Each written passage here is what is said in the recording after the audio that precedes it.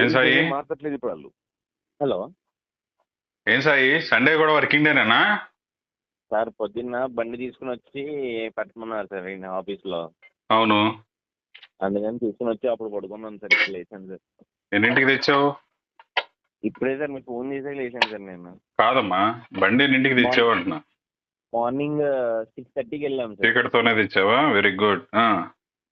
Yes sir, అప్పుడు వెళ్ళి తీసుకొచ్చాను. 7 కల్లా తీసుకొచ్చాను సార్. తీసుకొచ్చి లోపల పెట్టేసి మళ్ళీ ఇంటికి వచ్చి పడుకున్నాను సార్. నా కాల్తో లేచావేంటి? అంతే సార్, మెలుగు ఒరే ఒరే వచ్చింది. ఒరే. లేచాను. పర్లేదు ఉమ్, పర్లేదు సార్. ఉమ్. ఇప్పుడు మన మన బండికున్న మోటారు సార్, కెపాసిటీ ఎంత? అది రేటెడ్ 5 కిలోవాట్, పీక్ 10 కిలోవాట్ ఇచ్చింది సార్. అది అది ఎంత పడింది ప్రైస్? ప్రైస్ అంటే 2 థింగ్స్. శాంపుల్ ప్రైస్ వచ్చి 50,000 కొన్నాను సార్ అది, అంటే ఫస్ట్ లో. తర్వాత ఇప్పుడు ప్రొడక్షన్ ప్రైస్ వచ్చి 23,000 ఎంత పడుతుంది సార్ ఇప్పుడు. ఇప్పుడు కొనే quantity bulk price. Bulk price sir అది. అవును sir. So it is equivalent to how many HP of diesel engine? 13 HP of diesel engine sir. ఎంత? 13 13 13. 13. ఏది అది థియరిటికల్ గా యాజ్ పర్ వాల్యూస్. అవును సార్. కానీ టార్క్ వైజ్ చూసుకుంటే డీజిల్ కొన్న లిమిటేషన్స్, అది సర్టెన్ ఆర్పిఎంకి వెళ్ళాకే అంత వస్తుంది. ఎలక్ట్రిక్ ఇంజన్ జీరోలోనే అంత ఇచ్చేస్తుంది. అంటే ఇప్పుడు నువ్వు డ్రాగ్ రేస్ పెట్టావు అనుకో, ఒకవైపు డీజిల్ ఇంజిన్ అటు తిరిగి మన ఎలక్ట్రిక్ ఇటు తిరిగి రెండింటికి డ్రాగ్ రేస్ పెట్టావు అనుకో, అవును సార్. ఎలక్ట్రిక్ విల్ విన్ కదా ఫర్ ద సేమ్ స్పెక్. అవును సార్. అయితే సేమ్ అలాంటిదే, అదే 18 HP సార్ అది శక్తిమంది. దానికి దీనికి టెస్ట్ చేసాం సార్ మామూలుగా. అప్పుడు మందే వచ్చింది సార్. ఏం టెస్ట్ చేశారు? రెండు కట్టారేంటి? 2 శబ్దం అలా చేస్తారు. అంటే టెర్రైన్ బురద సింగడి వేసి అందులో అది లోడ్ లాగుతుందా లేదా, మంది ఎలా వెళ్తుంది, స్పీడ్ వెళ్తుందా లేదా. రెండాటికి ఒక టెస్ట్ ట్రాక్ లో కూడా చేసాం సార్. బురద బాగా హెవీగా పెట్టేసి ఆ బురదలో ఏది స్పీడ్ వెళ్తుంది, ఎంత ఫాస్ట్ వెళ్తుంది, అలా రెండు. అదే అలా చూస్తే నీ మోటార్ ఆల్రెడీ దాన్ని అవుట్ పెర్ఫార్మ్ చేసింది. అవును సార్, వెంటనే వెళ్ళిపోయి సార్ ఫాస్ట్ గా మంది. By how much percentage you think? ఒక 50% సార్. వామో, అవును. అది ఎంత హెచ్పి అన్నో? 18 HP సార్ అది. 18 హెచ్పి శక్తిమాన్ తో పోలిస్తే నీ ఆల్రెడీ 50% మోర్ పెర్ఫార్మ్ చేసింది అంటావు. అవును సార్. అంటే నిజంగా టైట్ బడ్జెట్ ఉంటే నీ మోటార్ ని ఇంకొంచెం తగ్గించినా గానీ శక్తిమాన్కి ఈక్వలెంట్ గా వెళ్ళిద్ది అంటావు. వెళ్ళింది సార్. అయితే అక్కడ అంటే శక్తిమాన్ లో ఉన్న లిమిటేషన్ ఏంటంటే 18 HP ఇంజిన్ ఉంది కదా సార్. అది డైరెక్ట్ గా 18 HP పవర్ డ్రైవ్ కి వెళ్ళదు సార్ వాడికి. ఇక అదంతా ఉంటుందిలే. అంటే వాడు మళ్ళీ అందులోనే ఇది ఏమంటారు, పీటీఓలు అన్ని దాని మీద రన్ అవ్వాలి డెఫినెట్ గా. అవును సార్. మొద్దు లెక్క వేసుకోవడానికి అడిగేది. ఓకే. బట్ ఇప్పుడు ప్రైస్ కంపేర్ చేసేటప్పుడు మోస్ట్లీ అంటే నాలాంటి వాడికి చెప్పేటప్పుడు మేము మోటార్ ప్రైస్ ఇంజిన్ కి కంపేర్ చేస్తాం కదా సాయి. డీజిల్ ఇంజిన్ 2 లక్షలు అవుతుంది తయారు చేసేటప్పుడు, ఎలక్ట్రిక్ వెళ్తే ఎలా ఉంటది అని అనుకొని అడుగుతాం. కాబట్టి నువ్వు మోటార్ ప్రైస్ ఒకటే చెప్పకూడదు, చెప్పాలి. బట్ అరే నువ్వు ఒకటి మిస్ అవుతావు, దీనికి కంట్రోలర్ కావాలి కదా, that is as expensive as motor కదా. ఆ రెండు కలిపి నువ్వు డీజిల్ ఇంజిన్ తో కంపేర్ చేయాలని గుర్తు చేయాలి సాయి, నాలాంటి నువ్వు. అంతే కదా. అంతే సార్. ఇప్పుడు డీజిల్ ప్రొడక్ట్ లైన్ లో ఉన్నవాడు ఎలక్ట్రిక్ కి మైగ్రేట్ అవుదాం అన్న ఆలోచనలో ఉన్నప్పుడు ఆడు మోటార్ ప్రైస్ అడిగి హెచ్పీలో కంపేర్ చేస్తున్నప్పుడు మోటార్ ప్లస్ కంట్రోలర్ కదా వాడు చూడాలి. అవును సార్, మోటార్ ప్లస్ కంట్రోలర్ రెండు కలపాలి. ఇప్పుడు చెప్పు కంట్రోలర్ రేట్ చెప్పు. కంట్రోలర్ 48,000 సార్ అది normal price. Production price 33,000. 33. So అది ఇది కలిపి ₹1,00,000 లోపు. ఏది సింగిల్ పీస్ ప్రైస్ అయితే? సింగిల్ పీస్ ప్రైస్ అయితే ₹1,00,000 లోపు సార్. అది ఇది మాస్ ప్రొడక్షన్ ప్రైస్ అయితే ఒక 60,000. మోటార్ కి కంట్రోలర్ కి మ్యానుఫ్యాక్చర్ ఒకటేనా? లేదు సార్, మోటార్ మ్యానుఫ్యాక్చరర్ వేరు మంది, ఆ, నైడెక్, చైనాది అది. ఆ, కంట్రోల్ మ్యానుఫ్యాక్చర్ వచ్చి కర్టీస్ అని ఇక్కడ యూఎస్ది సార్ అది. ఓకే. మోటార్కి ఎన్నేళ్ళు, కంట్రోలర్కి ఎన్నేళ్ళు వారంటీ? కంట్రోలర్కి 2 years warranty sir present. Um, um, motor కూడా 2 years వారంటీ మీదనే ఉంది సార్ మనకి. ఆ. ఇప్పుడు ఈ రెండు రిపేరబుల్ ఏనా అంటావా? 2 years అయిపోయింది, థర్డ్ ఇయర్ లో ప్రాబ్లం వచ్చింది. మోటార్ రిపేరబుల్లే సార్. కంట్రోలర్ డౌటే.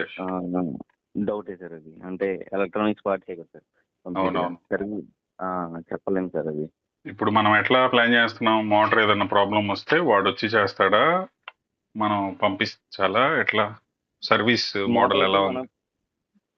పంపించాల్సిందే సార్ అది తీసేసి. ఎక్కడికి? పూణేనా? పూణే సార్.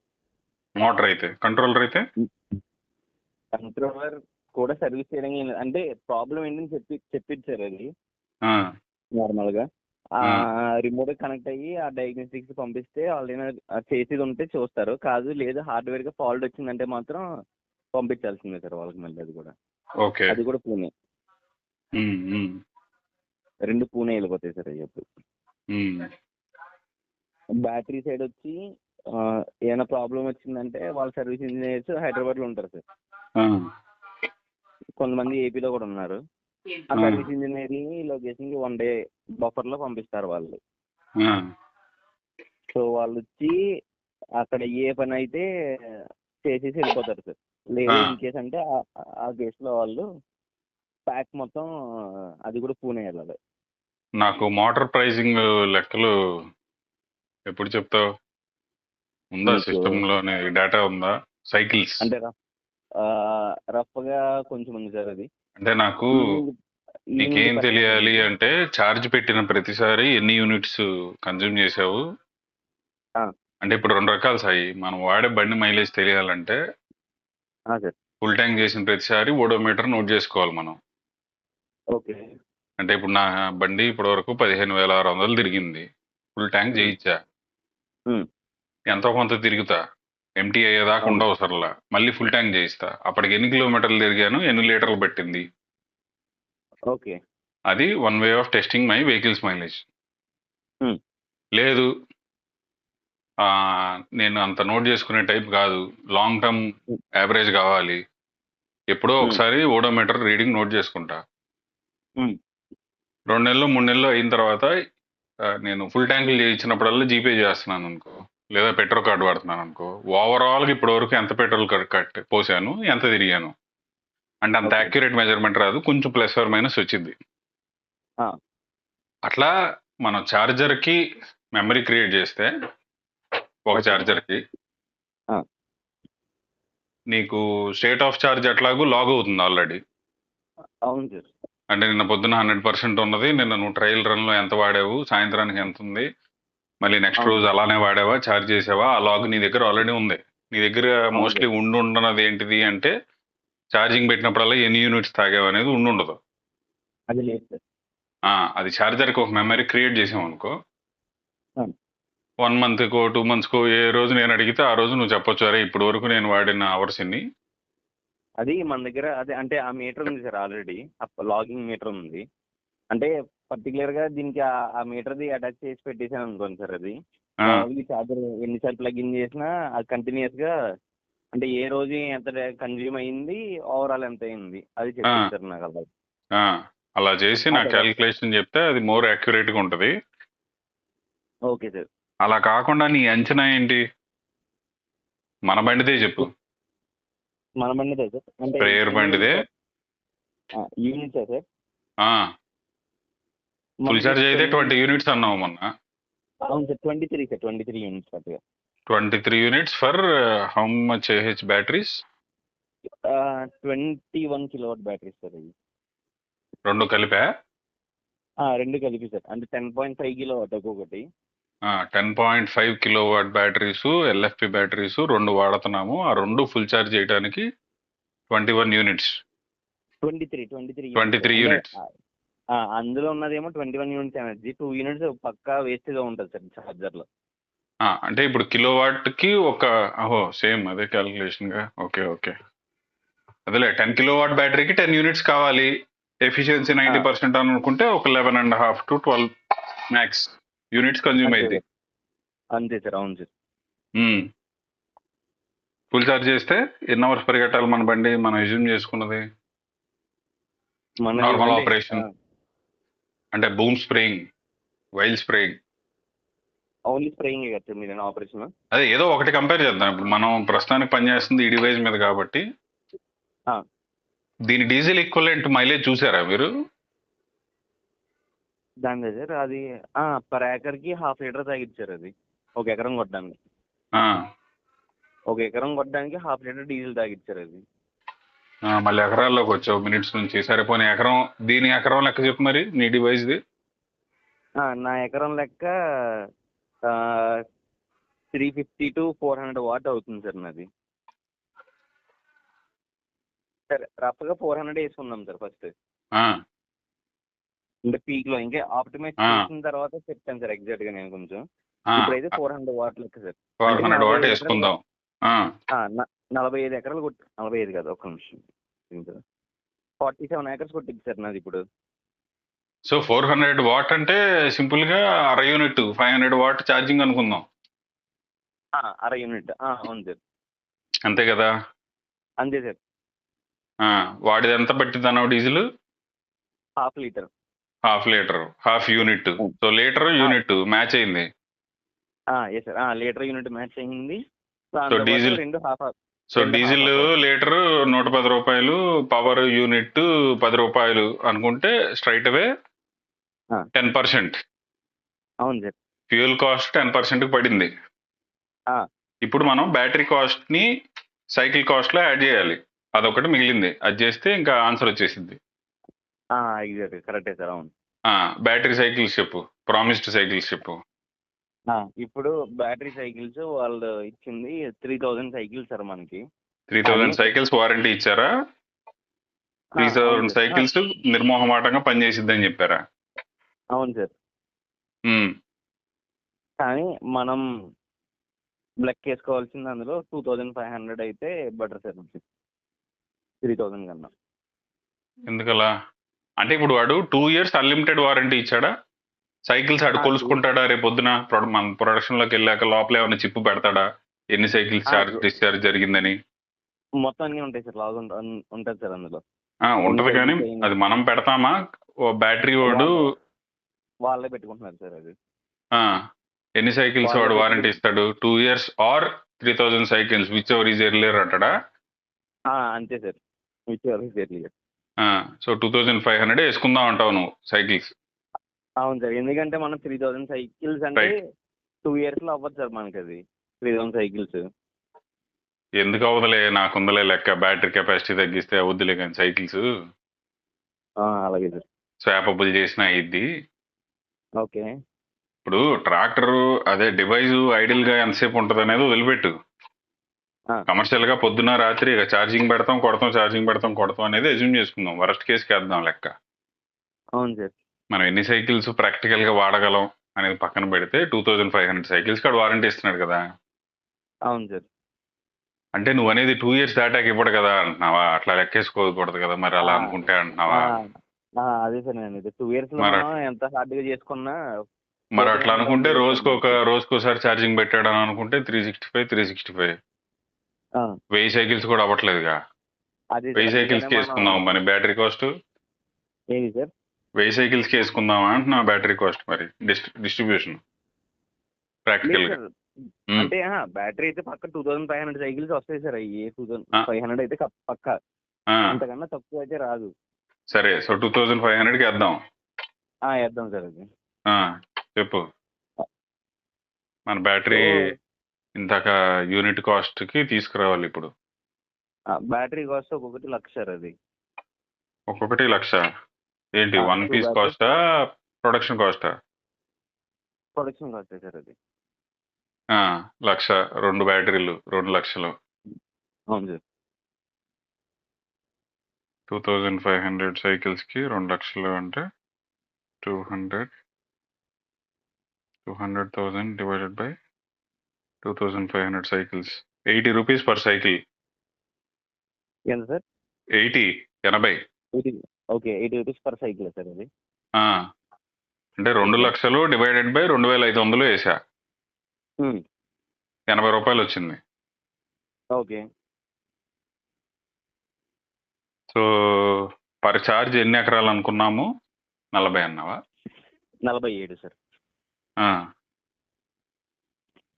సో ఎకరానికి 2 రూపాయలు పడుతుంది బ్యాటరీ కాస్ట్.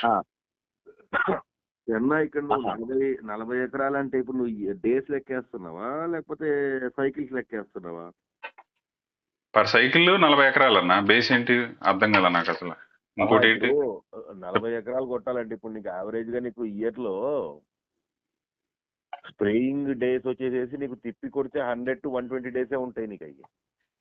ఓకే, అయితే 100 to 120 days into 30 acres average చేసుకుంటే మాకు అది కాదు కదన్న లెక్క. ఓకే మీరు చెప్పింది అర్థమైంది సార్. అంటే డైరెక్ట్ సైకిల్స్ మీరు కౌంట్ చేస్తారు. ఇంకంటే ఇప్పుడు మనం స్ప్రే చేసామంటే ఎకరాలు కొట్టామంటే సైకిల్ కి ఎంత సైకిల్ అయిపోయినట్టు ఆ సైకిల్ కి. ఇప్పుడు 2 years వారంటీ లెక్కేస్తున్నారు మీరు ఇప్పుడు. 2 years వేయట్లే ఇప్పుడు, ఎందుకంటే 2 years లో ఎట్లాగూ రోజుకి ఒకసారి ఆడు ఛార్జింగ్ పెట్టుకున్నా పొద్దుగూకాక 365 అవుతున్నాయి కదా. అవును చిన్న, ఇప్పుడు 1000 లోపే అవుతున్నాయి కదా. బట్ 1000కి బ్యాటరీ కాస్ట్ క్యాలిక్యులేట్ చేయటం it's not a fair calculation అని కదా సాయి అనేది. 2500 పక్కా బ్యాటరీ వస్తుంది అని నేను చెప్తుంటే, అవును నువ్వు 2 years నేను ఛార్జ్ ఎలాగో అన్ని సార్లు పెట్టుకోలేను కాబట్టి నేను 2 ఏళ్లకి ఎన్ని సైకిల్స్ వాడతానో అంతే బ్యాటరీ కాస్ట్ డిస్ట్రిబ్యూట్ చేస్తా అంటే అది కరెక్ట్ కాదు అనేదే కదా. అవును అంతే కదా సాయి? అంతే సార్. అవును సార్. ఇప్పుడు బ్యాటరీ ఎప్పుడైతే రీప్లేస్ చేస్తామో 2500 సైకిల్స్ తర్వాత ఇంకా రీప్లేస్ చేయాల్సిందే కదా సార్ అది. సో అప్పుడు అది వాడికి కాస్ట్ అది. ఇదంతా ముందే యాడ్ చేసుకుంటున్నాం. ఇంకా 2500 సైకిల్సా లేదనంటే 2 years అన్న నా కంపెనీ వాడు మనకి ఇస్తున్నది అంతే అన్న. వాడి కానీ ఐడిల్ కండిషన్ ఏంటి? ఐడిల్ కండిషన్ అంటే ఇప్పుడు మనం 1000 బ్యాటరీలు కొంటాం అనుకున్నా ఫ్యూచర్ లో కంపెనీ యాజ్ ఎ హోల్ అన్ని రకాలుగా. బ్యాటరీ రిపేరబుల్ కాబట్టి 2500 సైకిల్స్ పక్కా వస్తుంది 4-5 years టైంలో కూడా అని అనుకున్నప్పుడు కంపెనీ వాడు మనకి ఇచ్చిన వారంటీయే మనం కస్టమర్కి ఇవ్వాలని లేదు కదా. అవును సార్. ఓకే, మన కాన్ఫిడెన్స్ అది. మన శ్రీరామ్ని అది పెట్టే కదా నీకు స్క్రీన్ షాట్. అడిగినప్పుడు మనం వాడే ట్రాక్టరు సీజన్ ఇదంతా కన్సిడర్ చేస్తే ఎల్ఎఫ్పి బ్యాటరీ అసలు ట్రాక్టర్కి మార్చే పనే ఉండదు. అంటే ఏంటి, 2500 సైకిల్స్ ఎగ్జాస్ట్ చేసే లోపు ట్రాక్టర్ వయసు అయిపోయింది అని అన్నాడు ఆయన జనరిక్ గా. అవును సార్. అవును sir, correct sir. So warranty 2 years కాబట్టి 2 years లో నేను 500 సైకిల్లే ప్రాక్టికల్ గా ఉంటది కాబట్టి 500కే డిస్ట్రిబ్యూట్ చేస్తే కరెక్ట్ లెక్క రాదు అనేది సాయి చెప్పేది. ఒకవేళ అదే వేసుకున్నా కానీ 2 లక్షల బ్యాటరీ డివైడెడ్ బై 500 సైకిల్కే 2 ఏళ్ళు వారంటీ అయిపోయింది అని అనుకుందాం. అప్పుడు 400 వచ్చింది పర్ సైకిల్. అప్పుడు 400 డివైడెడ్ బై 40 ఎకరాలు అంటే గంటకు 10 రూపాయలు పడింది బ్యాటరీ కాస్ట్. ఇందాక యూనిట్ కాస్ట్ 5 రూపాయలు పడింది, బ్యాటరీ కాస్ట్ 10 రూపాయలు పడింది. 15 రూపాయలు అయిందన్న ఎకరానికి. డీజిల్ అయితే 110 రూపాయలు అవుతుంది. హాఫ్ కాస్ట్ సార్ ఎకరానికి. సారీ 55 కాదనుకుంటా సాయి, మనం యూనిట్ వెర్సెస్ కరెక్ట్ కరెక్ట్ అవును.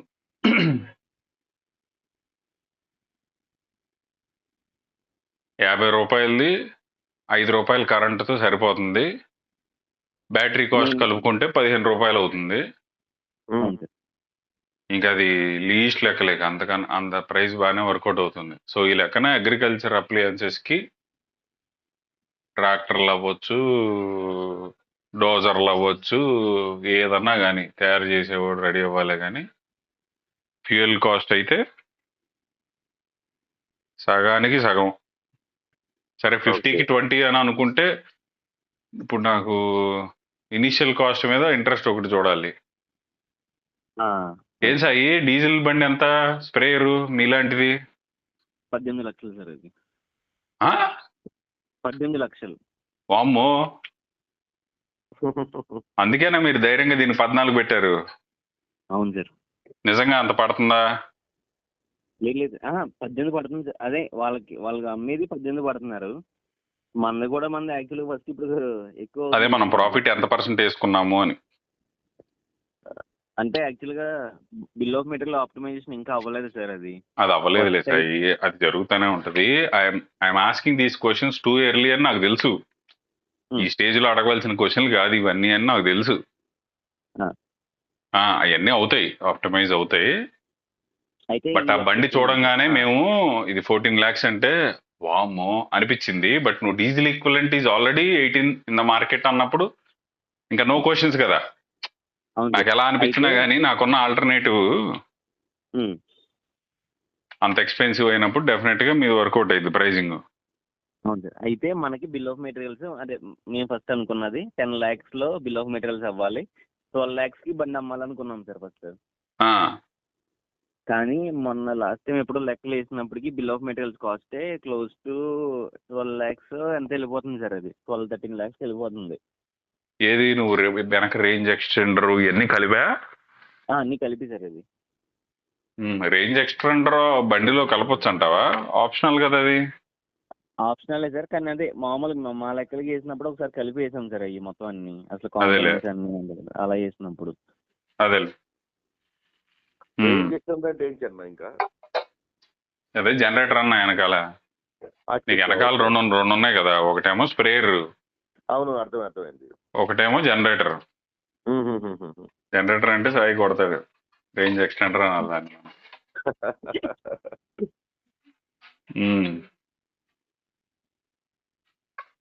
అదన్నా. ఓకే. సో ఇప్పుడు వడ్డీలు లెక్కేయడానికి కూడా బ్యాటరీ బండి కన్నా డీజిల్ బండి రేట్ ఎక్కువ ఉంది కాబట్టి అది కూడా అవసరంలా. అంతేగా Sai? As far as the boom sprayer is concerned, you are not paying any extra for the battery because diesel itself is already expensive than our electric vehicle కాబట్టి. అవును సార్. డీజిల్ ఏ brand 18 లక్షలు ఉంది? అది ఏంటి Vamsi? Diesel ఏ brand అన్నా? అది 18 లక్షలు ఏ company? Shaktimaan sir. అది శక్తిమాన్ రా, మన మదర్ అదే. సాయి జిరాక్స్ మెషిన్ లో పెట్టింది శక్తిమాన్నే. ఎస్కాట్స్ వచ్చి 16 లక్షలు అనుకోండి సార్ బండి. వాళ్ళది ఎస్కాట్స్ కూడా సేమ్ బండి ఉంది. బిల్ ఆఫ్ ప్రొడక్ట్స్ 13 lakhs అయితే మీరు 14 lakhs అంటే మీరు ఎక్కడ సర్వైవ్ అవుతారు? ఏంటి సార్? మీ ప్రొడక్ట్స్ బిల్లింగ్ కాస్ట్ 13 lakhs అయితే మీరు 14 lakhs దాన్ని సేల్ చేస్తే మీరు సర్వైవ్ అవ్వలేరు అంటున్నా. లేదు సార్. అంటే ఇప్పుడు మేము వేసిన కాస్ట్లన్నీ ఆప్టిమైజేషన్ కాస్ట్లు కాదు కదా సార్. అవి చేసింది సింగిల్ టైం సర్లే. అయితే బిల్ ఆఫ్ మార్జిన్ అన్న ఉండాలిరా మామూలుగా. అది తెలుసులేరా, అది ఎంబీఏ వాళ్ళతో మాట్లాడరా, మేము సాయితో మాట్లాడేది అది కాదు. మీరు మాట్లాడుకోండి, కోట్లు వేసుకునే వాళ్ళు టై పెట్టుకున్నారు. సార్ యాక్చువల్గా ఫస్ట్ ఏమన్నారంటే ముందు కాన్సెప్ట్ అంతా వర్కింగ్ అయితే ఆప్టిమైజేషన్ చేయొచ్చు, అప్పుడు దాకా మీరు దీని మీద టైం స్పెండ్ చేయొద్దని అన్నారు. అంటే ఇప్పుడు ఏం లేదు సార్, సింపుల్. స్ప్రేయర్ మోటార్ ఉంది సార్. మోటార్ నేను కొనేది 7,000కి కొంటున్నాను సార్. స్ప్రేయర్ మోటార్ కంట్రోలర్ 7,000కి కొంటున్నాను సార్. సేమ్ అదే కంట్రోలర్ మోటార్ని హైడ్రాలిక్ వాడుతున్నాను. ఇక్కడ అంటే 28,000 ఇట్లకి అయిపోయినాయి సార్ అవి. సో హైడ్రాలిక్ మోటార్ అంత వర్క్ కాదు సార్. 14,000 పెట్టాల్సింది కాదు అది. దాన్ని నేను ఆప్టిమైజ్ చేయొచ్చు సార్ 7,000కి మొత్తం సెటప్ని. సో అలా సార్, ఆ టైప్ ఆఫ్ థింగ్స్ లో ఆప్టిమైజేషన్ జరగలేదు ఇంకా. అదేలే సార్, అవుతుందిలే. అంటే ఓవరాల్ ప్రైజింగ్, బండి ప్రైజింగ్ అసలు మా సబ్జెక్ట్ కాదులే. కానీ మా సబ్జెక్ట్ అంతా ఇట్లా అగ్రికల్చర్ అప్లయన్స్ ఒక్కొక్కటిగా మీరు ఎలక్ట్రిక్ కి మూవ్ అవుతా ఉంటే మాకు గిట్టుబాటు అయిద్దా, మేము అప్పులు పాలవుతామా, ఈఎంఐలు సేమ్ ఉంటాయా, అలాంటి లెక్క. ఇప్పుడు నువ్వు చెప్పిన లెక్క ప్రకారం అయితే కళ్ళు మూసుకొని ఎలక్ట్రిక్ దానికి వెళ్ళొచ్చు, సేమ్ ఈఎంఐ మ్యాచ్ చేయొచ్చు. అవును సార్. కానీ ట్రాక్టర్ ప్రైసింగ్ ఎందుకు వర్కౌట్ అవ్వట్లేదు? అయితే నేను ఇంకొకటి లాస్ట్ టైం చేసింది ఒకసారి చేస్తాను సార్. అది ఈవినింగ్ అలాగా. అది ROI అంటాం సార్, రిటర్న్ ఆఫ్ ఇన్వెస్ట్మెంట్. అవును. దానికి 3 years కో 4 years కో మొత్తం వచ్చేసి సార్ ఆడికి ఫార్మ్ రాత్రి శ్రీరాము నిన్న మాకు చెప్పడం అయితే 2 years చెప్పాడు. ఎకరానికి 30-300 తీసుకుంటున్నారు. ఓకే. అంటే అంతకుముందు వేరే ఆయన ఉండేవారు సార్ ప్రాజెక్ట్ మేనేజర్ మాకు. ఆ, ఆయన అప్పుడు ఉన్నప్పుడు పర్ ఏకర్ ఆపరేటింగ్ కాస్ట్లు ఇవన్నీ మార్చారు సార్. అదే మనం వాళ్ళు ఈ రేంజ్కి ఇస్తున్నారు కదా, మనం ఈ రేంజ్కి ఇద్దాము. ఈ రేంజ్కి ఇచ్చినప్పుడు 150 రూపీస్ 180 అన్నట్టు గుర్తు సార్ మ్హూ. పర్ ఏకర్కి. ఆ లెక్కలో చూసినప్పుడు 3 years co 4 years co return of investment వచ్చింది సార్ అది. మ్. మన అప్పుడు ఆపరేటింగ్ కాస్ట్ బయట వాళ్ళు చేసినట్టు చేస్తే మోస్ట్లీ 2 years రావచ్చు సార్ అప్పుడు. అదే అదేలే. అదే మన కంపారిజన్ డీజిల్ ఈక్వలెంట్ తో పోలుస్తాం కాబట్టి వాడు ఎంత తీసుకుంటున్నాడు అనే దాన్ని బట్టి ఉంటది. ఇప్పుడు మా అన్న మనిషితో కొట్టిస్తాడు. ఒక మనిషి రోజుకి 20 ఎకరాలు కొట్టేస్తాడంట పొద్దున నుంచి సాయంత్రం లోపు. 20 అంటే 20 ఎకరాలు మామూలు ఏది నీలాంటి డివైస్ తో కాదు, స్ప్రేయర్ తో సార్. భుజానికి వేసుకొని. ఒక్క నిమిషం. వాళ్ళు 20 ట్యాంకులు, ఒక ట్యాంక్ ఎత్తి నింపడానికి 10 సేపు, 5 నిమిషాలు, గంటకి కరం సార్ 20 అవుతుంది సార్. చిన్న చెప్పు నువ్వు మరి. 20 ఒక మనిషి ఒక స్ప్రేయర్. ఓకే. 20 ఎకరాలు కొట్టగలరా రోజుకి? కొడతాడు చిన్న. కాకపోతే అతనికి వెనకాల బ్యాకప్ ఉండాలి. ఇప్పుడు వెనకాల నీళ్లు పోసేవాళ్ళు ఉండాలి. అది సార్ అనేది, అది పోసే వాళ్ళు గట్రా ఉండాలి కదా సార్ మళ్ళీ. ఇప్పుడు నాకేంటనంటే కాస్ట్ చెప్పన్నా, ఇద్దరా ముగ్గురా? నువ్వు ఎంత అవుతుంది నీ 20 ఎకరాలు? ముగ్గురు ఉంటారు అంతే. ముగ్గురికి ఎంత అంటే ఇప్పుడు నాది చాలా డిఫరెంట్ కండిషన్ వచ్చిందా. ఇప్పుడు మనకేందంటే రోడ్డు ఉంది. ఇప్పుడు మనకున్న కండిషన్ అన్ని పొలాలకు ఉండదు కదా. మనకి ఇప్పుడు రోడ్డు ఉంది. ఇప్పుడు మనం ఏం చేస్తాము, మన చిన్న ట్రాక్టర్ తోని వాటర్ తీసుకెళ్లి వాటర్ రోడ్డు మీద పెట్టుకుంటాము. ఆ రోడ్డుకి మన నదికి మధ్యలో కొడతా ఉంటాడు. సో మోసేవాడికి మోత బాధ ఉండదు. వాటర్ అందించడం మనకి ఇక్కడ ట్యాంక్ లోంచి ఇక్కడ టక్మని చెప్పి ఇక్కడ రోడ్ మీద రాగానే టక్మని చెప్పి మనం బిందెని పంపించేస్తాం వాడికి. సో అది ఏమవుతప్పుడు నీకు ఇప్పుడు కొట్టడం పెద్ద టైం కాచ్చన్నా. ఇప్పుడు నీకు అది చూడు ఎంత, నీకు పర్ మినిట్ నీకు అరౌండ్ 4 to 4 liters ఏమో డెలివరీ ఉంటుంది అండి ప్రెషర్. ఏది మన తైవాన్ స్ప్రేయర్ పంపుది. సో స్ప్రేయింగ్ కాస్ట్ లో స్ప్రేయర్ లేబరే కాకుండా వాటర్ ఎవరు క్యారీ చేస్తారు, దారి ఉందా లేదా, అవి కూడా కన్సిడర్ చేయాలి కదా అంటారు. ఉంటాయి కదా. ఇప్పుడు కొంత ఏరియా ఉంటది. ఇప్పుడు వాళ్ళకి ఏంది అసలు నీళ్ళ చుట్టుపక్కల దగ్గరలో ఉండవు. ఒక 100 మీటర్ దూరంలో ఎక్కడో ఏ గుంటలో నుంచో ఇంకో దగ్గర నుంచో నీళ్ళు తీసుకొచ్చి పోయాలి వాడు. అప్పుడు ఈ బండే ఆప్షన్. అట్లాంటి దగ్గరలో అవసరం ఉంటది అట్లా. ఇప్పుడు నా కండిషన్ చాలా డిఫరెంట్ గా వచ్చాను. ఇప్పుడు నాకు రోడ్ అంటే కన్విన్స్ చేసేటప్పుడు ఈ క్వశ్చన్లు అన్నీ వస్తాయి కదన్నా. ఇప్పుడు మీ ముజ్జుగాడు ఏం చేస్తాడు, ట్రాక్టర్ లో తెస్తాడు కదా, ట్రైలర్ లో డ్రమ్ముల్లో నీళ్లు తెస్తాడు. అవును. ఇప్పుడు ఆడి దగ్గరికి వెళ్ళి ప్రోడక్ట్ గురించి మాట్లాడేటప్పుడు ఆడ అదే చెప్తారు కదా. 300 అంటే గ్యారెంటీ కొట్టించుకుంటారు చిన్న ఎవడైనా కూడా కళ్ళు మూసుకొని. ఎకరానికి 300 అంటే 300 ఈజీ కొట్టించుకుంటాడు. ఎలా నువ్వు కొట్టించుకుంటావా? ఎవరు? నువ్వు. నేనా? నీకు తక్కువలో అయిపోతుంది కదా. నాకు తక్కువలో అవుతుంది కదా నాకు. అదే అడుగుతున్నా మరి. ఇప్పుడు వాళ్ళకి ఏంటంటే వాళ్ళకి ఇట్లాంటి మరి నీకు ఎలా అమ్మాలి, నీకేం చెప్పమ్మాలి ప్రోడక్ట్ చెప్పు, చెప్పిస్తా. అర్థం కాలేదు నాకు. నీ యూజ్ కేస్ కి మా బండి కొనిపించాలంటే ఏం చెప్పాలి? నా యూజ్ కేస్ కానంటే ఎప్పుడైతే నా దగ్గర లేబర్ ఉంటారో అప్పుడు నాకు బండి అవసరం పడుతుంది. సింపుల్ కాన్సెప్ట్ అక్కడ. నా దగ్గర ఎందుకంటే నాకు ఒక పక్కన వ్యవసాయం ఉంది, ఇంకో పక్కన గానుగలు. అదే అంటున్నానబ్బా, నీకు మేము ఎకరానికి ఎంత కొడితే నువ్వు నా బండితో కొట్టించుకుంటావు? ఎంత కొట్టినా కొట్టించుకోలేను. ఎందుకంటే నా దగ్గర వర్కర్స్ ఉన్నారు చిన్న, నేను బయట నుంచి పెట్టను. వర్కర్స్ ఉన్నా దానికి కాస్ట్ ఉంటది కదన్నా. నువ్వు నెల జీతం ఇవ్వు, సంవత్సరం జీతం ఇవ్వు, ఏదన్నా. ఇప్పుడు సింపుల్ పాయింట్ చిన్న, ఇప్పుడు నా దగ్గర 5 వర్కర్లు ఉన్నారు. ఇప్పుడు నేను గానుగ తీయాలి, ఈరోజు గానుగ తీయాలి, ఇప్పుడు మందు కొట్టాలి ఇవాళ రోజున. గానుగ ఇవాళ రోజు తీయకుండా రేపు తీసినా నాకు సరిపోద్ది నాకు అది. సో ఇప్పుడు నేను ఏం చేస్తాను వర్కర్స్ ని, ఇప్పుడు అరే పోయి మొత్తం అన్ని బంద్ చేసి పోయి స్ప్రే కొట్టేసి అంటారా అని అంటారు. ఒక 20 acres ఉంది అనుకోని, అది వాళ్ళు పొద్దున్నే పోతారు సో సాయంత్రం నీకు ఎంత తక్కువ కొట్టినా నువ్వు వర్కర్స్ చేతే నీకు సూట్ అయింది అంటావు. తీసేయి, మా ఎందుకంటే దానికి ఇప్పుడు ఉపయోగపడదు నీ యూస్ కేసు అయితే. ఎందుకంటే ఇప్పుడు 20 × 300 6,000 రూపాయలు. ఉమ్, ఇప్పుడు నేను గానుగ తీసిన 6,000 రూపాయలు నేను సంపాదించలేను. ఉమ్. ఇప్పుడు ఆ నలుగురిని పెట్టి 2 గానుగలు తీసిన సాయంత్రం దాకా నేను సంపాదించేదంతా 2,000 రూపాయలు. సాయి సార్ కన్విన్స్ చేయి సాయి, మన మెషిన్ వాడుకునేలాగా. చేస్తాను సార్. ఓకే విన్నాను సార్ ఫస్ట్.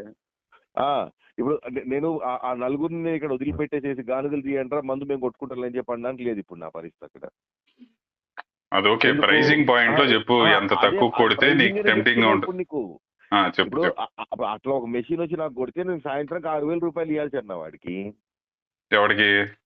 మెషిన్ వాడికి. మెషిన్ కి నువ్వు ఎంత ఇవ్వాలో చెప్పాక, మేము మెషిన్ తో ఎంత కొడితే నువ్వు మాది సబ్స్క్రైబ్ అవుతావు అది చెప్పు. ఎంత కొట్టండి సబ్స్క్రైబ్ కాలేదు నేను.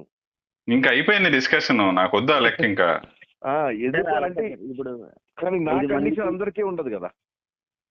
నార్మల్ 5 మందికి పే చేసే లేబర్ అంతే సార్ మీది నార్మల్ గా వాళ్ళకి? ఏది ఆ రోజు స్ప్రేయింగ్ చేయాలంటే వాళ్ళు 20 నార్మల్ గా 5 మందికి మామూలుగా బయట నుంచి పిలిస్తే నేను చేసేది 3,000 రూపీస్. ఎంత సార్? 3,000. 600 రూపాయలు అనుకో వరస్ట్ కేసు సినారియో, అది కూడా నేను చెప్తున్నా. 500 ఇస్తాను నేను, 50 రూపీస్ పెట్రోల్ ఛార్జ్ ఇస్తాను, 550 ఇస్తాను, 600 అని చెప్తున్నా. ఓకే 600 పర్ అంటే 3,000 అవుతుంది. 3,000 అవుతుంది. 5 మనుషులు 20 ఎకరాలు కొడతారు. 5 ముగ్గురు కొట్టేస్తారు 20 ఎకరాలు సాయంత్రానికి. అంటే నీళ్లు కూడా మోసుకోవాలని తీసుకుంటే 5 అన్న 5 20 ఎకరాలు పర్ డే అనుకుందాం అన్న. సార్ అయితే అంటే అక్కడ మామూలుగా ఆ పాయింట్ లో మాట్లాడితే అంటే మేము వచ్చేది ఇప్పుడు నార్మల్ గా స్ప్రేయింగ్ ఎఫెక్టివ్ అవర్స్ ఉంటాయి కదా సార్. మార్నింగ్ సన్ వచ్చే లోపు కొట్టాలి సార్ అది. పొద్దున అలాగని మంచు ఉన్నప్పుడు కొట్టకూడదు. సో మోస్ట్లీ బండి 7 నుంచి 11 లోపు, 11 కూడా కాదు 10:30 11 లోపు ఎఫెక్టివ్ అవర్స్ సార్ అది స్ప్రేయింగ్ జరిగితే. అది ఏ సీజన్ లో? అది ఏ సీజన్ లో అంటే ఇప్పుడు మన ఏమంటారు ఆగస్ట్ నుంచి జనవరి వరకు ఆ టైంలో. ఆగస్ట్ నుంచి జనవరి వరకు మేము స్టార్ట్ చేసేది ఆ ఏరియాలో ఆఫ్టర్ 10 స్టార్ట్ చేస్తారా సార్? ఆఫ్టర్ 10 స్టార్ట్ చేస్తాం. ఎందుకంటే పొద్దున్నే ఆకు మీద మంచు ఉంటది. ఓకే. ఆకు మీద మంచు ఉన్నప్పుడు మనం స్ప్రే చేసినప్పుడు దాంతో పాటు ఇది కలిసి మనకి ఇంకా మనం కొట్టిన స్ప్రే మొత్తం కింద కారిపోయే ఛాన్స్ ఉంటుంది అది. అవును సార్. ఇప్పుడు నువ్వు చెప్పే సిస్టమ్ ఎప్పుడు ఫాలో అవుతామంటే సాయి, ఓన్లీ ఫిబ్రవరి నుంచి స్టార్ట్ చేసి మే జూన్ వరకు అనుకో worst case scenario. Okay. May June వరకు చేస్తాం. కానీ ఆ టైంలో పరిస్థితి ఏంటి చెప్పమంటావా? ఆ టైంలో ఎండ ఉన్నంతసేపు నీకు ఎటువంటి పురుగు అటాక్, ఎటువంటి ఫంగల్ అటాక్ ఉండదు వాటికి. ఓకే. చాలా రేర్గా ఉంటది పరిస్థితి. పురుగు అటాక్, ఫంగల్ అటాక్ ఉండేది మేజర్ గా rainy season. Time of the day స్ప్రేకి అది చెప్పన్నా. రెయిన్ చెప్తా, అదే దానికే వస్తున్నా. రెయినీ సీజన్ లో నువ్వు స్ప్రే చేయాలి అన్నప్పుడు నీకు పొద్దున్న చూడడం, సాయంత్రం చూడడం మేము మీకు, ఎందుకంటే ఎప్పుడు వాన పడుతూ తెలియని పరిస్థితి ఉంటుంది అది. So what ever the convenient time, ఆ కన్వీనియంట్ టైంలో స్ప్రే చేసేస్తాం. ఎందుకంటే అప్పట్లో టెంపరేచర్స్ తక్కువ ఉంటాయి నీకు అప్పుడు. ఓకే. రెయినీ సీజన్ లో నీకు వరస్ట్ కేస్ సినారియో కూడా 30-32 degrees కి మించదు నీకు. నాకు అర్థమైంది ఏంటంటే, మనుషుల చేతే కొట్టించుకుంటానన్నోడిని ప్రైస్ తో పడేయలేనప్పుడు తక్కువ టైంలో ఎక్కువ ఎకరాలు కొట్టాలంటే మా బండి అని చెప్పాలనుకున్నాం, అంతేనా? అట్లా కాదు, ఇప్పుడు ప్రైస్ తో కాదు. ఇప్పుడు పాయింట్ ఎఫెక్టివ్ టైం కదా సార్ ఫస్ట్. అదే ఎఫెక్టివ్ టైం అని అంటే that depends on the areas కూడా ఉంటుంది సాయి. ఉంటదన్నా, ఇప్పుడు ఒకటి మనిషి మీద మనం ఇచ్చిన 10 times సార్ అది. అంటే ఏం లేదు సార్, సింపుల్ లెక్క మనిషి నడిచే గాన్ ఉంటది కదా సార్, అది సేమ్ అంటే మనిషి నడిచే స్పీడ్ కి బండిని కూడా అదే స్పీడ్ లో మేము పెట్టిన లెక్క సార్ అది. అంతే స్పీడ్ లో పోవాలి మీకు, అయితే ఎఫిషియన్సీ వస్తుంది మీకు అది. అవును సార్. సో 4 km/h అనేది ఆ స్పీడ్ మాది. ఇప్పుడు మనిషి 4 km/h స్పీడ్ లో నడుపుతా ఉంటాడు, కొడతా ఉంటాడు, 2 lanes కవర్ చేస్తాడు. అంటే 1 to 1.5 meter కవర్ చేసుకుంటూ వెళ్తాడు సార్. ఇంకో లైన్ లోకి వస్తాడు, ఇంకో 1.5 meter కవర్ చేసుకుంటాడు. మన ఏంటంటే machine at a time 10 meters cover చేసిద్ది కదా. So okay. మనిషి కన్నా 8 to 10 times మంది ఫాస్టెస్ట్. సో 10 మంది. ఇప్పుడు 10 మంది ఒకసారి కొట్టుతా వెళ్తా ఉంటే ఇప్పుడు నీది ఇప్పుడు 10 meters కవర్ చేస్తా అంటున్నావు కదా. అవును సార్. ఇప్పుడు మేము దగ్గర 5 meters కవర్ చేస్తాం మేము ఇప్పుడు. ఎట్లా? అవును, అటు ఆల్మోస్ట్ ఆల్ 7 to 8 feet, ఇటు హైట్ ఆల్మోస్ట్ 7 to 8 feet పడుతుంది నాది. సరే మరి లెక్కల్ని అప్డేట్ చేసుకోకరి. ఇప్పుడు తైవాన్ స్ప్రేయర్ తోని కరెక్ట్ ప్రెషర్ ఉండి ఫాగీగా పెడితే నువ్వు ఓకే ఈజీగా 7 to 8 feet అటు 7 to 8 feet ఇటు కొడతాను నేను. 7 to 8 feet అటు. ఎందుకు అని అంటే ఇప్పుడు నాకు బాగా నేను ఎందుకు అంత పర్ఫెక్ట్ గా చెప్పగలుగుతున్నానంటే మొన్న నేను సోయాబీన్ వేసి సోయాబీన్ మధ్యలో కంది వేసాను. Okay sir. Almost all 7.5 feet ఒక కంది లైన్ ఉంటది అనమాట. ఆ కంది లైన్ లో వెళ్తూ అటు కంది లైన్ కి ఇటు కంది లైన్ కొట్టరా అని చెప్పాను నేను మొన్న. ఓకే. ఎవ్రీథింగ్ ఈస్ కవర్డ్ అక్కడ నాకు ఇంకా ఎక్కడ ఎటువంటి 1.5 meter అటు 1.5 meter ఇటు అంటే 3 meters కవర్ చేశాడు సార్ మంచి at a time. 8 feet. 8 feet. Okay. 7.5 to 8 feet 2.5 meters దగ్గర. ఓకే. ఏది పర్ సైడ్? ఒక సైడ్. అంటే తెలియదు అన్న స్ప్రే అవుద్ది అన్న, బ్రహ్మాండంగా అవుద్ది సార్. అది అంత ఎఫెక్టివ్ గా చేయదని అంటాను సార్ నేనైతే. 100% చేస్తుంది. అంటే ఒకటిలే సాయి, అది ఆర్చిడ్ ఎఫెక్ట్ వచ్చింది అంత దూరంలో ఉంటే. కానీ వేరే పంటలన్నీ అంత ఉండవు కదా. నీకు స్ప్రే అంత దూరం వెళ్ళినా నీకు పంట దూరంగా ఉన్నది వల్ల వర్కౌట్ అయింది. అక్కడ తోట కొట్టినట్టు కొట్టారు బేసిక్ గా. లేదు చిన్న క్లియర్ గా పడుతుంది నీకు, ప్రతి ఆకు మీద పడుతుంది నీకు. పడుతుందిలే, నేను అంటుంది మధ్యలో వేరే మొక్కలు లైన్ ఉంటే ఏది ఈక్వల్ గా పడదు కదా సార్ అది. ఇప్పుడు నీకు మొక్క డిస్టెన్స్ ఎంత అన్నావు? ఎన్ని అడుగులు అన్నావు? మొక్క లైన్ కి మధ్యలో లైన్ కి మధ్యలో 9 inches ఒక లైన్ ఉంటది సోయాబీన్ మొక్క. కాదు ఇప్పుడు నువ్వు చెప్పిన లెక్క. అది నేను చెప్పేది కంది లైన్. అంటే ఇప్పుడు ఒక 2 కంది లైన్ల మధ్యలో 6 సోయాబీన్ లైన్లు వస్తాయి చందా నీకు.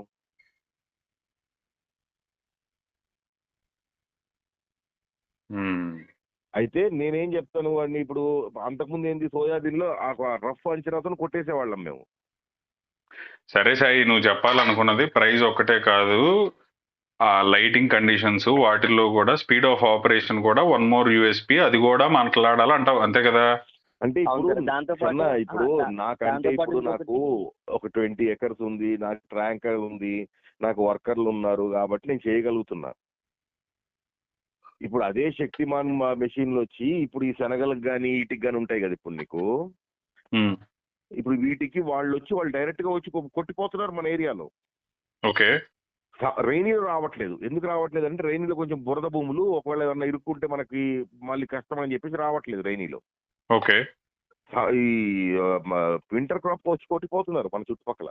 ఓకే. ఎంతకి ఎకరానికి ఎంత తీసుకుంటున్నారు? నేను అడగలేదు ఎప్పుడు నేను. అదే ఇంతే ఉంటుంది, ఇంతకన్నా ఎక్కువ ఉండదు, డౌట్ లేదు అక్కడ. తక్కువ ఉండదు, ఎక్కువ ఉండదు. 250, 300 ఈజీగా ఉంటది. 100 రూపాయలు కొట్టేవాడే తేవాడు లేడు నాకు తెలిసి అయితే. సో ఎకరానికి మందు కొట్టడానికి 200 మినిమం వేసుకొని లెక్కలు వేసుకోమంటావా? ఇంకా తక్కువ వర్కౌట్ చేయాలా ఏమన్నా లెక్కలో? 200 పైనే కదా, డౌట్ లేదు దాంట్లో. అయితే ఇబ్బంది లేదు మాకు కూడా. 200 పైన, బిలో 300. మళ్ళీ ఇప్పుడు మీరు 400కి వెళ్ళారంటే మీకన్నా డ్రోన్ బెస్ట్ అంటున్నాడు. అదే ఇంకొకటి వేరేది ఇంకో కంపెనీ ఉంది సార్, యూపీఎల్ అని. వాడి కెమికల్స్ తో కొడితే 300 per ఎకరానికి. లేదు ఫార్మర్ కెమికల్ తెచ్చుకుంటే ఎకరానికి 250 వాడిది.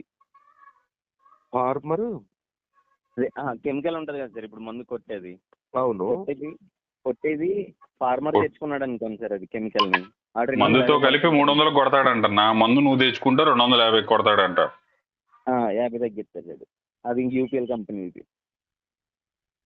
మందు మనం తెచ్చుకుంటే ఇంక ఎక్కువ తీసుకుంటాడే వాడు, తక్కువ తీసుకుంటాడు. లేదు సార్, అంతకుముందు వాళ్ళది ఎలా ఉండేది అంటే యూపీఎల్ వాళ్ళది, వాళ్ళ మందు కొడితేనే వాళ్ళ మందు కొడితేనే బండితో కొట్టేవారు, వాళ్ళ బండితో.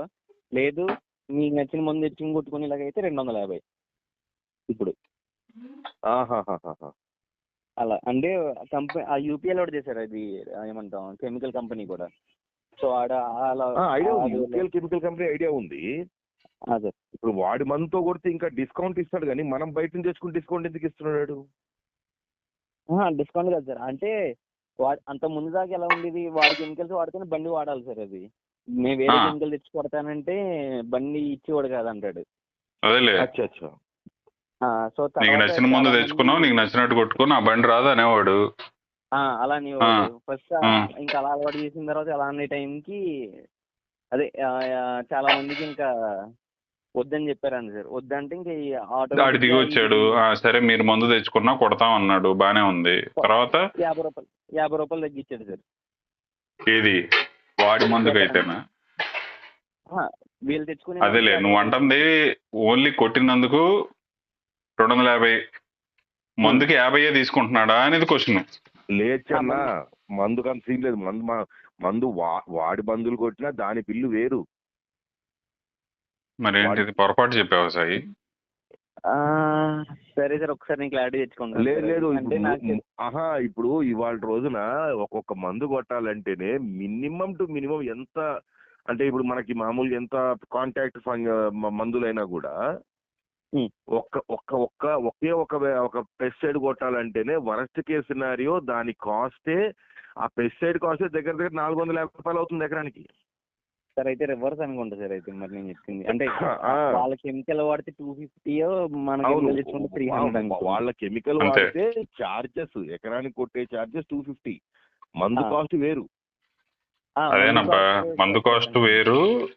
నువ్వు పొరపాటున అటు తిట్టి చెప్పావు, అంతేలే. అంతే అంతే.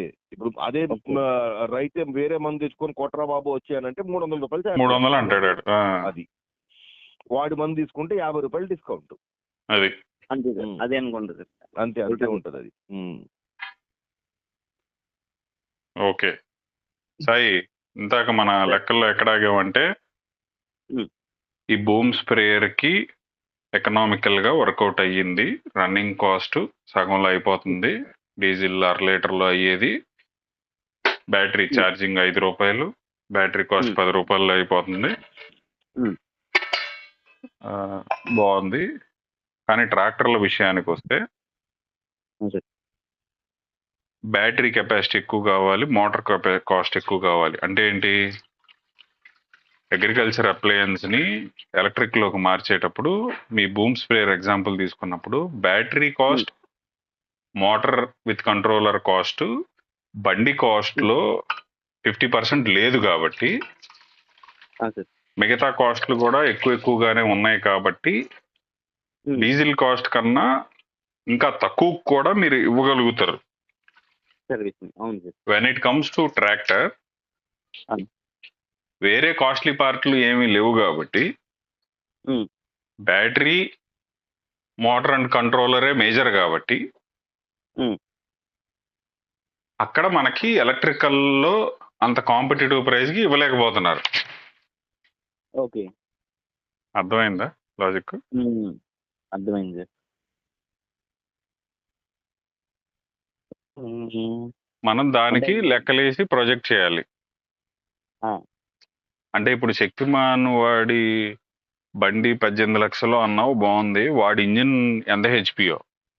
18 HP సార్. అది దాని కాస్ట్ ఎంత ఉంటుందో? 18 HP కోహెర్ ఇంజిన్. అది కాస్ట్ ఎగ్జాక్ట్ గా తెలియదు సార్ నాకు. దాన్ని సుమారుగా తెలిస్తే నేనేమంటున్నానంటే, when the engine cost is almost half or at least 40% of the vehicle cost.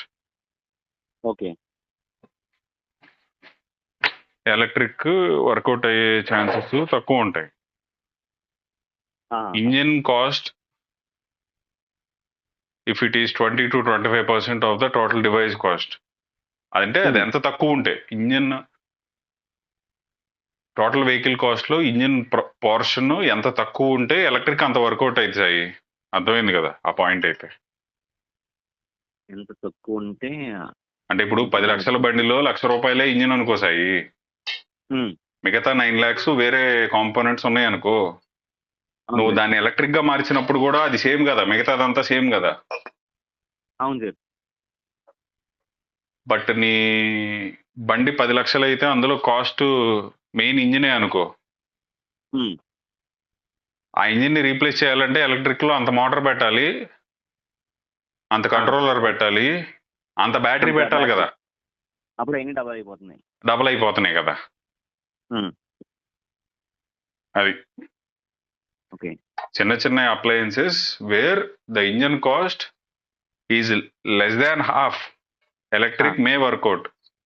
Correct sir. If it is less than quarter, with eyes closed we can say electric will be cheaper.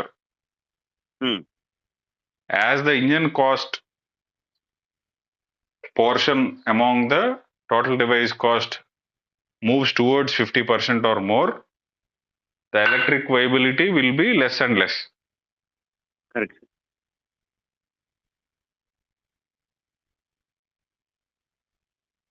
అన్నా అంతేనా?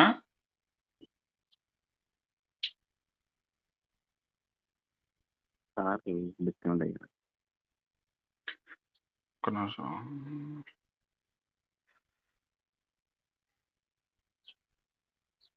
అంటే నిన్న electric the force ఎక్కువ ఉండటం మూలాన తిరుగుతున్నాయా అనేది ఒక doubt ఉండింది. అసలు యాక్చువల్ గా మీరు కాపీ కొట్టిన పార్ట్ సరిగ్గా కాపీ కొట్టలేదు, అదేమో అంతలా ఉంది, మీరేమో సన్నగా పుల్లలాగా చేశారు. అది విజువల్ గా మేము ఫ్యాక్టరీకి వచ్చిన ఫస్ట్ రోజే వంశీ అన్నాడు, ఏంది ఇది ఇంత సన్న పుల్లలాగా ఉంది, ఎరక్కుండా ఉండిద్దా అని. అంటే నాలెడ్జ్ లేకపోయినా కంటి చూపుకే తెలిసిపోయింది. మామూలుగా అంటాం కదా, ఏదైనా బండి టైర్ చూసి ఇదేంది సైకిల్ టైర్ లాగా ఉంది అంటాం కదా, అట్లా షాఫ్ట్ చూసి మామూలుగానే అన్నాం, ఓకే సార్. ఏంది ఇది ఇంత సన్నగా ఉందని. బట్ మనం డీజిల్ది యాజ్ ఇట్ ఈజ్ కాపీ కొట్టి శక్తిమాన్దే తెచ్చి దీనికి వేసినా ఇట్లాంటి problems inevitable unless you cap motor power at some point అనేది నోట్ చేసుకోమని చెప్పాం సార్కి నిన్న. ఓకే. అంటే డీజిల్ది కాపీ కొట్టారు మీరు, బానే ఉంది, బట్ మీది ఎలక్ట్రిక్ మోటారు, అది ఫర్ ఎ ఫ్యూ సెకండ్స్ దానికి 3 రెట్లు 4 రెట్లు తోసిద్ది, ఎక్కి తొక్కిద్ది. మామూలుగానే ఎలక్ట్రిక్ మోటార్ మీది, అందులో మీకు స్లిప్ డిఫరెన్షియల్ లేదు, క్లచ్ కాన్సెప్ట్ లేదు. ఎక్కడ అంటే ఎనర్జీ, మోటార్ తొక్కిన ఎనర్జీ, ఇరిగిపోయిన పార్ట్ అయినా సరే అది ఇంకా ఇరిగి ఇంకా మొక్కలయ్యి ఇంకా పొడయ్యి వంగింది ఇంకా వంగి అది ఇంకా వంగి, అంతే తప్ప there is no way you will say బాగా తొక్కాను ఇంక వదిలేరా పాపం అనే స్టేజ్ లేదు కదా మీకు. నిన్న రావు సార్ని మీకు స్లిప్ డిఫరెన్షియల్ ఉందా అంటే ఉందన్నారు.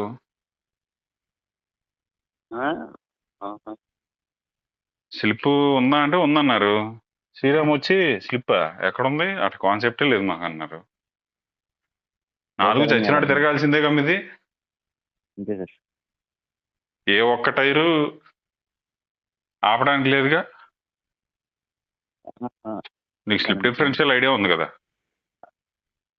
అంటే ఇప్పుడు ఒకటి సార్, డిఫరెన్షియల్ స్లిప్ డిఫరెన్షియల్ రెండు ఒకటి కదా సార్, అదొక క్లారిటీ కావాలి.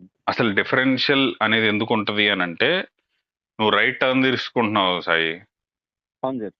ఎద్దులు నడిపేటప్పుడు కూడా రైట్ కి యూటర్న్ తీసుకోవాలంటే లెఫ్ట్ సైడ్ ఉన్న ఎద్దు తిరిగి రావాలి, రైట్ సైడ్ ఉన్న ఎద్దు అక్కడక్కడే తిరగాలి. సో బయట ఉన్న ఎద్దు ఎక్కువ దూరం తిరిగిద్ది రైట్ కి తిరిగేటప్పుడు, లెఫ్ట్ సైడ్ ఉన్నది. అవును సార్. అలానే లెఫ్ట్ యూటర్న్ తీసుకోవాలంటే రైట్ సైడ్ ఉన్న ఎద్దు ఎక్కువ ట్రావెల్ చేయాలి. అలానే కార్లో, లారీలో, దేంట్లో అయినా ఒక వెహికల్ రైట్ సైడ్ కి యూటర్న్ తీసుకుంటుంటే left tyre has to cover more distance than the right tyre. So when engine is driving both the wheels, when the same motor is driving both left and right wheels, to allow that slip అంటే ఏంది, ఇప్పుడు engine gear box అన్ని consider చేసి final గా తిప్పే shaft సెకండ్కి 3 సార్లు తిరిగింది అనుకో, టైర్ కూడా 3 సార్లు తిరగాలి కదా. కానీ రైట్ టర్న్ తీసుకునేటప్పుడు లెఫ్ట్ టైరు ఒక రౌండే తిరగాలి, అదే లెఫ్ట్ రైట్. ఆ డిఫరెన్స్ ని ఎలో చేయటానికి డిఫరెన్షియల్ అనేది కనిపెట్టారు. డిఫరెన్షియల్ ఉన్నదే స్లిప్ అవటానికి, కానీ అది స్లిప్ అవ్వాలా లాక్ అవ్వాలా అనేది మన యూస్ కేసు బట్టి ఉంటది. బై డిఫాల్ట్ స్లిప్ కి పాసిబిలిటీ ఇస్తుంది, ఇది to allow the turns to happen smoothly. అవును సార్. బట్ బండి ఎప్పుడైతే ఇరుక్కుంటుందో అప్పుడు మనం డిఫరెన్షియల్ లాక్ చేసే ప్రొవిజన్ ఇస్తాం. అంటే యూ డోంట్ అవును sir. Allow any tyre to slip. ఆ, అప్పుడు 4 టైర్లు బయటికి రావడానికి ట్రై చేస్తాయి. వచ్చేస్తాం. అవును సార్. నేను నువ్వేం చేసావు ఒక 15 మొన్న minutes. లెగ్ ఇరిగినప్పుడు ఫ్రంట్ రైట్ది గుంటలో పడి గోడ ఆల్మోస్ట్ గోడకి హిట్ అయినట్టు అది కదిలే పరిస్థితిలో లేదు. ఉమ్, మామూలు స్లిప్ ఉంటే ఏమవ్వాలి, నువ్వు ఎక్సలేటర్ తొక్కినప్పుడు ఆ వీల్ అలా రెస్ట్ అయ్యి అది తిరగలేని పొజిషన్ లో ఉంది కాబట్టి మిగతా 3 గిరగిర తిరుగుతా మట్టి తోడటానికో ఏదో కనిపించాలి. అవును సార్. నాకు అదేం కనిపించలా, ఏ టైరు కూడా స్లిప్ అవ్వలా. అయితే ఆ, ఒకటైతే ఉంది సార్. అంటే ఎలా అంటే డిఫరెన్షియల్ ఉంది సార్ నార్మల్ గా. అది కొన్ని కేసెస్లో వర్క్ అవుతుంది, కొన్ని కేసెస్లో అవ్వట్లేదు సార్. అది మన దాంట్లో నార్మల్ అంతా ఒకే టెరైన్ లో ఉంది అనుకోండి సార్. బండి ఒక వీల్ లాక్ అయింది సార్, లెఫ్ట్ వీల్ లాక్ అయిపోయింది అనుకోండి sir. Left wheel front left wheel lock అయింది అనుకోండి. కన్వా 3 వీల్స్ స్పిన్ అవుతుంది సార్ ఒక్కోసారి. కానీ మొన్న అవ్వలేదు.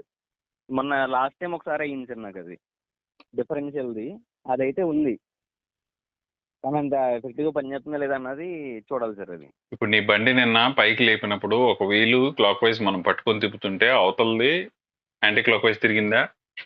తిరిగింది సార్. ఇప్పుడు అవతలకి వెళ్ళి అవతల ఒక మనిషిని గట్టిగా పట్టుకోమన్నాం అనుకో, అది తిరగకుండా హ్మ్. యువతలది తిప్పుతుంటే కూడా తిరగాలి, దాన్ని స్లిప్ అంటాం. అది అంటే ఉంది సార్. డిఫరెన్షియల్. అది ఉంది సార్, ఉంది సార్. అది ఎందుకంటే మొన్న నిన్నే మేము 3 జాక్స్ మీద బండి లేపాం కదా. బండి లేపినప్పుడు బ్యాలెన్స్ అవ్వలేదు సార్ సరిగ్గా. ఫస్ట్ వెయిట్ ఒక సైడ్కి వచ్చి rear left wheel ground touch అయ్యి ఉంది. కనుక 3 వీల్స్ గాల్లో ఉన్నాయి. నేను యాక్సిలేట్ చేసినప్పుడు రేర్ లెఫ్ట్ వీల్ తిరగలేదు అసలు. అంటే కొంచెం తిరుగుతుంది, లైట్ గా తిరుగుతుంది. కానీ కనుక 3 వీల్స్ ఫుల్ స్పిన్ అవుతున్నాయి బాగా. అది ఉంది సార్. ఆ కాన్సెప్ట్ అయితే ఉంది మరి ఇప్పుడు ఉన్న దాంట్లో.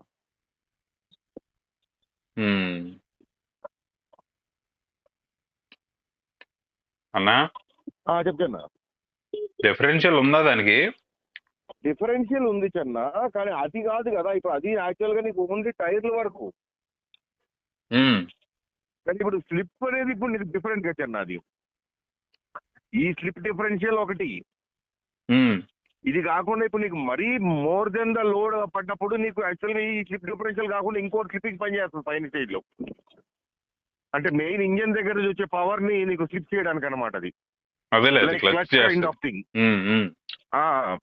అట్లాంటిది ఒకటి ఉండాలి వీళ్ళకి. ఇప్పుడు ఆ మోటార్ దగ్గర నుంచి ఇటు వచ్చేప్పటికి ఉండాల్సి అన్న అట్లాంటిది ఒకటి. అయ్యి ఇప్పుడు నేను నువ్వు గుంటలో పడినట్టుగా నేను డైరెక్ట్ గా గోడకే తీసుకెళ్ళి ఆనిస్తా సాయి బండి, నీ బండి అప్పుడు అవ్వదు సార్. అది స్ట్రైట్ గా తీసుకెళ్ళి గోడకి ఆనిస్తా, యాక్సిలేటర్ తొక్కుతా ఉంటా, చెప్పి ఏం చేసిద్దా నీ డివైస్? నీ డివైస్ ఎలా బిహేవ్ చేసిద్ది అని అడుగుతున్నా. తోసేసిద్ది సార్. అది దేన్ని? అది గోడనా? ఎంతసేపు? కింద దానికి ట్రాక్షన్ ఉన్నంత వరకు వెళ్తారు సార్. లేదంటే ఇంకా అక్కడతో ఆగిపోతాయి సార్. ఏం ఆగిపోద్ది? మోటార్ కాలిపోద్దా ఏంటి? వీల్స్ ఫ్రీగా స్పిన్ అవుతాయి సార్. వీల్స్ ఫ్రీగా స్పిన్ అయ్యే అవ్వవు, గ్రిప్ ఉంది కదా వాటికి. గ్రిప్ ఉందంటే ఇంకా అలా గెండుకుంటూ కూర్చుంటూ ఉంటుంది సార్. అది అప్పుడు నేను కంట్రోలర్ లో కరెంట్లు ఓవర్ అవుతున్నాయని చెప్పి అప్పుడు ఆపేస్తాం సార్. కరెంట్ గా కాకుండా మెకానికల్ గా కూడా ఏమన్నా ఉండాలేమో అనేది అన్నా అనేది. అదే సార్. ఇప్పుడు మన దాంట్లో ఉన్నది ఓపెన్ డిఫరెన్షియల్ సార్. అది slip differential, limited slip differentials వేరే ఉంటాయి సార్. అవి ఎల్ఎస్ కాన్సెప్ట్స్ అవి లేవు మన దానికి.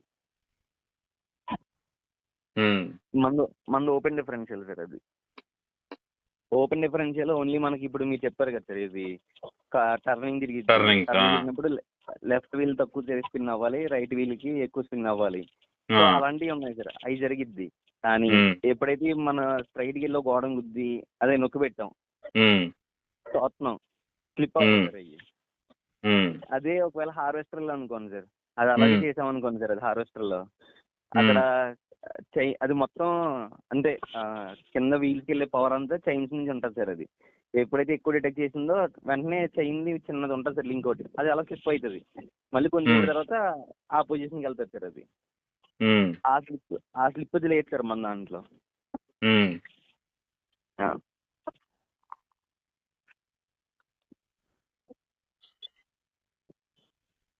మరి ఎలా ఎక్కడ వదిలేయాలనేది ఎలా డిసైడ్ చేస్తావు? పవర్ బట్టి సార్, ఇంకా పవర్ బట్టి చెయ్యాలి సార్. ఇప్పుడైతే ఎక్కువ తీసుకుంటుందంటే అక్కడ లోడ్ పట్టేసింది, వెళ్ళట్లేదు, ఇంకా అయిపోయిందని చెప్పి ఆపాలి సార్. దాన్ని కూడా టైర్ రొటేషన్ తో అనుసంధానం చేయాలి. అంటే ఏంటి? అవును నీ టైర్ కొంతన్నా తిరుగుతా ఉంటే కొద్దిగన్నా రొటేషన్స్ పర్ సెకండ్ కూడా కాదు, just few degrees per second అయినా కానీ నువ్వు ప్రయత్నించడంలో అర్థం ఉంది. బట్ 0 అనుకో, టైరు 0 డిగ్రీ అంటే అస్సలు తిరగట్లేదు, అంటే గోడ కానుంది అనుకో బండి, లాక్డ్ పొజిషన్ అప్పుడు డిటెక్ట్ అవుతుంది సార్ నాది. అప్పుడు మోటార్లో డిటెక్ట్ అయిపోతుంది సార్ నాకు ఆల్రెడీ. అది మరి డిటెక్ట్ అయితే మొన్న లెగ్ అలా ఎలా వంచగలిగావు అంతసేపు? సార్ నాకు 4 వీల్స్ అవ్వాలి సార్. నాకు ఏదో ఒకటే అయితే గెంటేసిద్ది సార్ బండి. ఇప్పుడు ఫ్రంట్ 2 ఆనిచ్చామనుకోండి సార్, ఫ్రంట్ 2 వీల్స్ లాక్ అయిపోయినాయి అనుకో, నేను ట్రై చేశాను అనుకోండి సార్, లాక్ అయిపోతుంది సార్ అది. అప్పుడు డిటెక్ట్ అవుతుంది. ఏదో ఒక వీలే లాక్ అయిందంటే చేయలేను సార్ అది. దాన్ని మళ్ళీ నేను కరెంట్ చూసుకొని అలా చేయాల్సి వచ్చింది. నీకు మొన్న రైట్ సైడ్ తిరుక్కుపోయినప్పుడు లెఫ్ట్ ది స్లిప్ అయిందా? అవ్వలేదుగా తిప్పినప్పుడు? లేదు సార్, తోచింది అంతే. వెనకాల 3 కలిసి దీన్ని తోచినాయి. బట్ ఐడియల్ గా ఏం జరగాలనేది క్వశ్చన్. అవును సార్, తొయ్యాలి కదా మరి బండి బయట. దానికి కూడా చాలా ఛాన్సెస్ ఉంటాయి.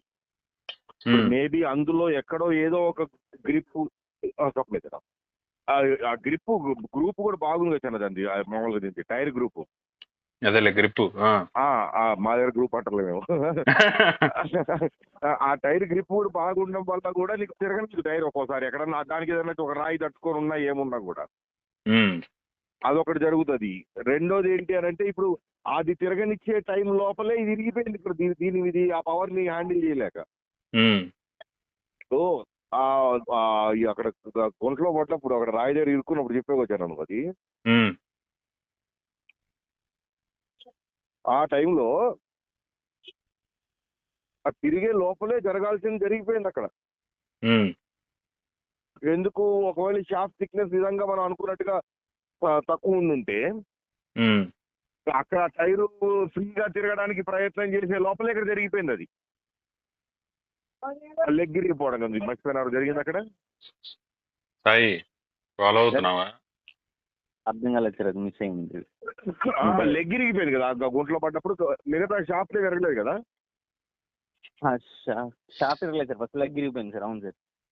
ఓకే లెగ్ ఇరిగిందని అంటే అది దానికి అహ్మద్ ఏమంటే కన్నా అది హీట్ అయ్యి బాగా హీట్ అయింది అంటాడు. ఆ పైన ఆ షాఫ్ట్ పై నుంచి కిందకి ఉంటుంది షాఫ్ట్ ఒకటి, పొడుగు షాఫ్ట్. ఆ షాఫ్ట్ హీట్ అయ్యి బెండ్ అయింది అంటాడు. అది హీట్ అయ్యి కాదన్నా, చూపిస్తాడు అక్కడ హీట్ అయ్యింది చెప్పి. అక్కడ హీట్ అయింది అవ్వలే కానీ సాయి మిగతా 3 టైర్లతో తొక్కాడు దాన్ని, తోసాడు. సరే ఏమైందంటే ఎగ్జాక్ట్ గా వచ్చింది సార్ బండి వచ్చిన వెంటనే పటక్కని సౌండ్ వచ్చింది సార్ ఒకటి. అంటే ఏమైంది అంటే ఆ యాక్సిల్ మీద ఒకసారి లోడ్ పడి తప్పని ఇరిగిపోయింది సార్. ఫస్ట్ అంటే ఏమి ఇరిగింది? యాక్సిల్ దానికి ఉండే హౌసింగ్ ది లాక్ అయి ఉంటుంది సార్ పై దాంట్లో, ఆ మొత్తం ఇరిగిపోయింది. అచ్చా, ముందే ఇరిగిపోయింది అది. ఇరిగిపోయింది. సో ఎప్పుడైతే ఇరిగిపోయిందో అది ఆర్ఫన్ అయిపోయింది అక్కడ. నేనేం చేసా, 3 టైర్లు తోసాను దాన్ని. తోసినప్పుడు అక్కడ అది ముందుకెళ్ళినప్పుడు ఇక్కడ బ్రేకేజ్ ఉంది కదా సార్ అది. సో అది ఏం చేయలేదు, ఇంకా ఈ ఫోర్స్ దాన్ని ఓవర్కమ్ చేసి ముందుకెళ్ళిపోయింది అంతే. ఓకే ఒకవేళ అది రిజిడ్గా ఉండుంటే బండి బయటకు వచ్చేది సార్. అది ఒకవేళ రివ్ ఉండకపోతే బండి బయటికి రావడం కానీ టైర్ స్పిన్ అవ్వదు కానీ వచ్చేసేది సార్ బయటికి. అంటే ఈ లెక్కన ఇప్పుడు దాంట్లో కూడా అది కొంచెము ఆ స్ట్రెంత్ సరిపోవట్లేదు అంటావు? అవును సార్. ఇది ఆ హౌసింగ్ మౌల్డ్ లో కూడా? అవును సార్. అయితే స్ట్రెంత్ అన్నా ఉండాలి చిన్న ఒకటి. అండ్ ఇంకొకటి సార్, అది ఎందుకు పోయిందో కూడా చెప్తా సార్. నిన్న మీకు చెప్పానా లేదా, అది ఫ్రంట్ లో ఒక వీలు లైట్ గా ప్లే ఉందని గుర్తుందా సార్ మీకు? అవునవును. సో ఆ ప్లే వల్ల పోయింది సార్ ఫస్ట్ అది. ఆ ప్లే వల్ల ఇరిగిందంటావా? ఎందుకంటే ఇది బండి తోస్తుంది కదా సార్, నెట్టుతుంది. నెట్టేటప్పుడు కొంచెం ప్లే ఉంది. ఎప్పుడైతే ప్లే ఉందో ఈ పట్టుకుని ఉన్నాయి, కానీ అది కింద అలో చేస్తుంది కదా సార్, కొంచెం ఎక్కువ ఫోర్స్ వచ్చింది, ఇది అలో చేసింది, ఇరిగిపోయింది అది. Okay okay okay. అంటే మా వాళ్ళు కంప్లీట్ గా వచ్చే ముందు పూర్తిగా చెక్ చేసుకోలేదు సార్. ఫస్ట్ ఆఫ్ ఆల్ అన్ని టైట్ ఉన్నాయి లేదా, అన్ని కరెక్ట్గా ఉన్నాయి లేదా అని చెక్ చేసుకోలేదు. ప్రతి నట్టు బోల్ట్ స్లిప్ లైట్ గా లూజ్ అయ్యి ఉన్నాయి. లూజ్ అయినప్పుడు వీక్ కదా సార్ అయ్యి. అది లూజ్ అయి ఉన్నాయా లేదు అని అంటే మీరు యాక్చువల్ గా రోడ్ రన్నింగ్ లాగా లేదంటే అక్కడే లోకల్ టెస్టింగ్ కూడా చేసి ఫుల్ టార్క్ ఇచ్చి నట్లకి ఇవ్వాల్సిన టార్క్ ఇచ్చి దాని తర్వాత ఇప్పుడు దాన్ని అక్కడ లోకల్ గా రన్ చేసి చూడండి అవి మళ్ళీ లూజ్ అవుతున్నాయా ఏంటనేది. అవును సార్. ఫస్ట్ ఇప్పుడు మీరు ఫీల్డ్ ట్రయల్కి వెళ్ళకన్నా ముందు ఫస్ట్ అది ట్రై చేసుకోండి ఫస్ట్. అవును, ఎందుకంటే రోడ్ రన్నింగ్ లో కూడా లూజ్ అయిపోతాయి నీకు లోపల ఏదన్నా కొంచెం ఈ ఫిట్టింగ్ సరిగ్గా లేకున్నా కూడా. అవును సార్ కరెక్టే. ఇప్పుడు లోపల గేర్ ఫిక్సింగ్ లో ఎక్కడన్నా చిన్న టీ తేడా ఉన్నా కూడా కొంచెము ఇప్పుడు నీకు ఏమవుతానంటే అది సాయి అది మన ఈ ఆ ప్రెషర్ అంతా దీని హౌసింగ్ మీకు వస్తూ ఉంటది కదా దాని అది. అవును సార్ కరెక్టే. అప్పుడు ఏమవుతుంది అప్పుడు ఆ నట్లు లూజ్ అవుతాయి. సింపుల్ కాన్సెప్ట్ అక్కడ అది. అయితే ఇక్కడ మెయిన్ మన దాంట్లో ఏంటంటే ఫస్ట్ వైబ్రేషన్స్ ఎక్కువ వస్తాయి సార్ బండి. ఆ వైబ్రేషన్స్ కి ఇది కింద వచ్చేదానికి ఈ నట్లు ప్రాపర్ టార్క్ తో టైట్ వేయలేదు మా వాళ్ళు. దానివల్ల ప్రతి నట్టు ఆ వైబ్రేషన్ వచ్చినప్పటికి కొంచెం కొంచెం కొంచెం తిరుగుతూ ఉండింది. అది నాకు తెలిసి టార్క్ అని చెప్పి అనుకోవడానికి లేదు సాయి. అక్కడ ఏదో ఉంది లోపలే, ఏదో నాకు తెలిసి హౌసింగ్ లోనే ఏదో చిన్న డిఫరెన్స్ ఉందని నాకు అనిపిస్తుంది నాకైతే. అచ్చా ఓకే. ఇది సార్ అంటే అది క్లారిటీ రేపు అదేలేండి. రేపు ఆ టార్క్ రేంజెస్ వస్తున్నాయి సార్ మాకు. అవి రాగానే వీళ్ళు అన్నట్టు ఆ నట్ టార్క్ ఎంతో చూసి ప్రాపర్ గా అన్ని టైట్ వేసి ఒకసారి లోపల రన్నింగ్ చేస్తాము, ఏమైనా అయిందో లేదో చూసుకుంటాము. తర్వాత మళ్ళీ రోడ్ ట్రైల్ వెళ్తాము, రోడ్ లో ఏమైనా అయిందో లేదో. ఎందుకంటే మీరు ప్రతి దానికి స్ప్రింగ్ వాషర్ వేశారు కదా. వేసాం సార్. ఆ నట్టు ఓటకుండా మీకు ఆ స్ప్రింగ్ వాషరే కాస్తుంది నీకు అక్కడ. అవును సార్. టార్క్ వేసిన వేయకపోయినా గట్టిగా టైట్ వేసినా సరే ఇప్పుడు మన రోటోవేటర్స్ ఉంటాయి కదా. అవును సార్. రోటోవేటర్ ఇప్పుడు నీకు ప్రతిసారి పోయి బ్లేడ్ కొడతానే ఉంటది కదా దాన్ని. అవును సార్. దానికి నువ్వు స్ప్రింగ్ వాషర్ వేయకుండా నువ్వు ఎంత అన్నా టైట్ చేయను అది నీకు ఆగదు. నీకు అది స్ప్రింగ్ వాషర్ టైట్ చేస్తే నీకు నట్టు లూజ్ కాదు, కానీ ఇరగన ఇరుగుతుంది, నట్టు మాత్రం లూజ్ కాదు పొరపాటు కూడా. కానీ మా కేసులో మాత్రం అలాగ అవ్వట్లేదు సార్. ఇప్పుడు నార్మల్ స్ప్రింగ్ వాషర్ వేసేదే లూజ్ అవ్వకుండా ఉండడానికి. మనం ప్రాపర్ టార్క్ చేసామా లేదన్నది పక్కన విషయం. అది హ్యాండ్ రైడ్ వేసి నార్మల్ చేసినా లూజ్ అవ్వకూడదు అది. ఎందుకంటే ఆ వైబ్రేషన్ ని అబ్జర్వ్ చేసుకుంటుంది పక్క ప్రతి నట్టుకుంటే స్ప్రింగ్ వాషర్ అబ్జర్వ్ చేసుకుంటుంది అది. అవును సార్. అది లూజ్ అవ్వాలని ట్రై చేసినా కూడా ఆ స్ప్రింగ్ వాషర్ లూజ్ కానీ ఇంకా అవుతున్నాయి అంటున్నాడు. ఏంటన్నా అవుతున్నాయి అని అంటే ఈ లోపలే హౌసింగ్ లోనే ఎక్కడో ఏదో ఉంది వేరే ఫాల్ట్. వైబ్రేషన్స్ వల్ల అయితే 100% కాదు.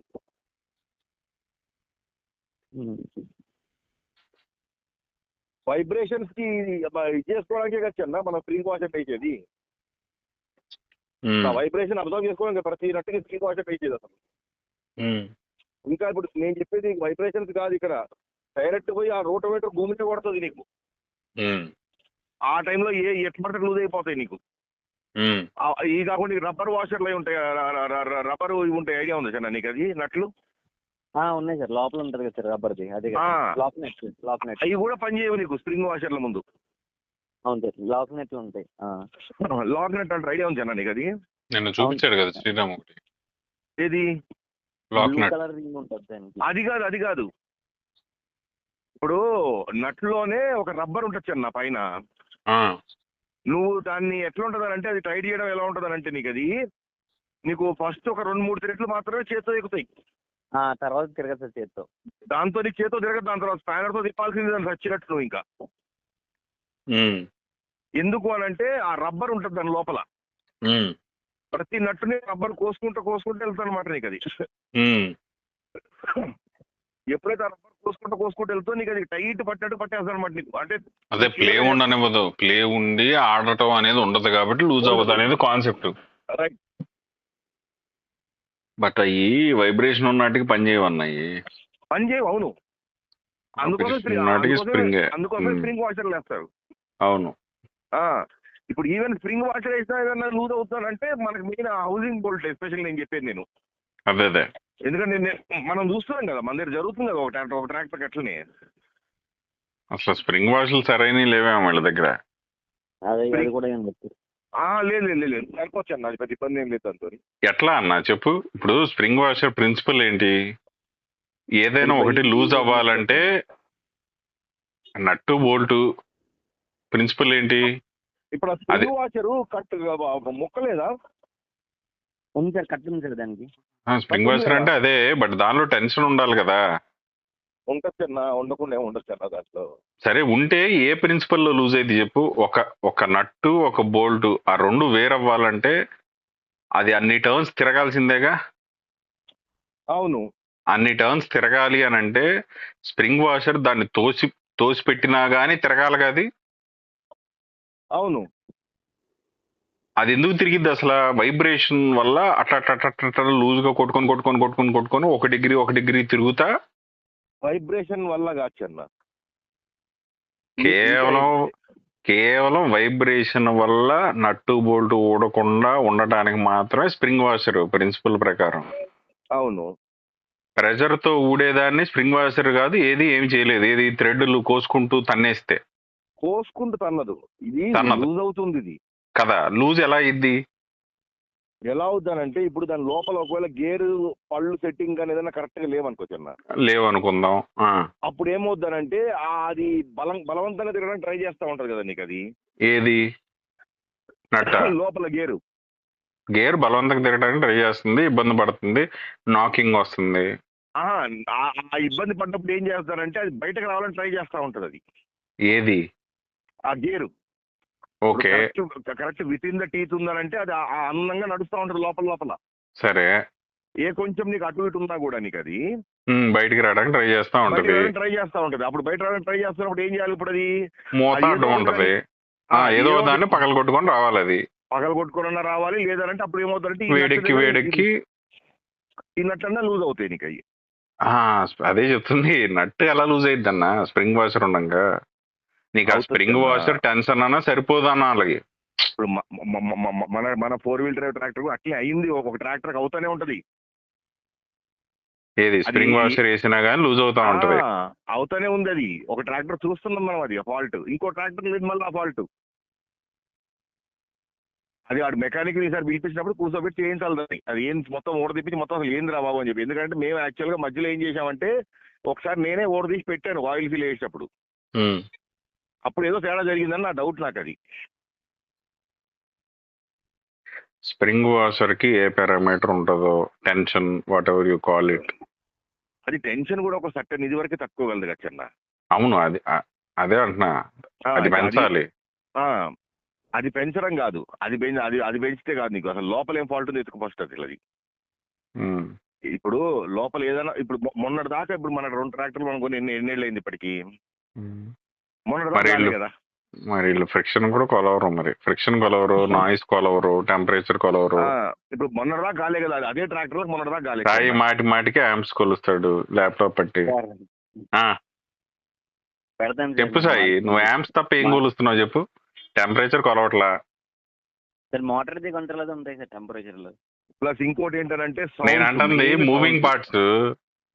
అంటే హౌసింగ్, గేరు, ఆ కింద యాక్సిల్. ఇప్పుడు అంటే టెస్టింగ్ లో నీకు ఫైనల్ ప్రోడక్ట్ లో అవన్నీ సెన్సర్లు ఎవడో పెట్టడు. బట్ ఇప్పుడు మనం టెస్ట్ చేస్తున్నప్పుడు చేయి పెట్టితే గానీ తెలియట్లేదు కదా మనకి, కాలితే గానీ తెలియట్లేదు కదా ఇది వేడెక్కిందని.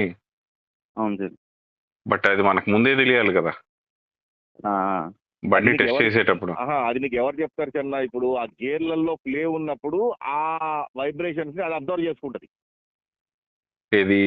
ఇప్పుడు ఈ గేర్లలో కొంచెం ప్లే ఉండాలంటున్నాడు చూసావా నువ్వు? అవును.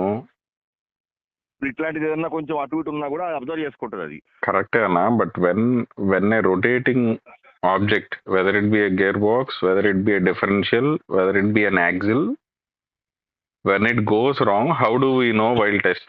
ఒకటి, it stop రొటేటింగ్? అది 90% చిన్న.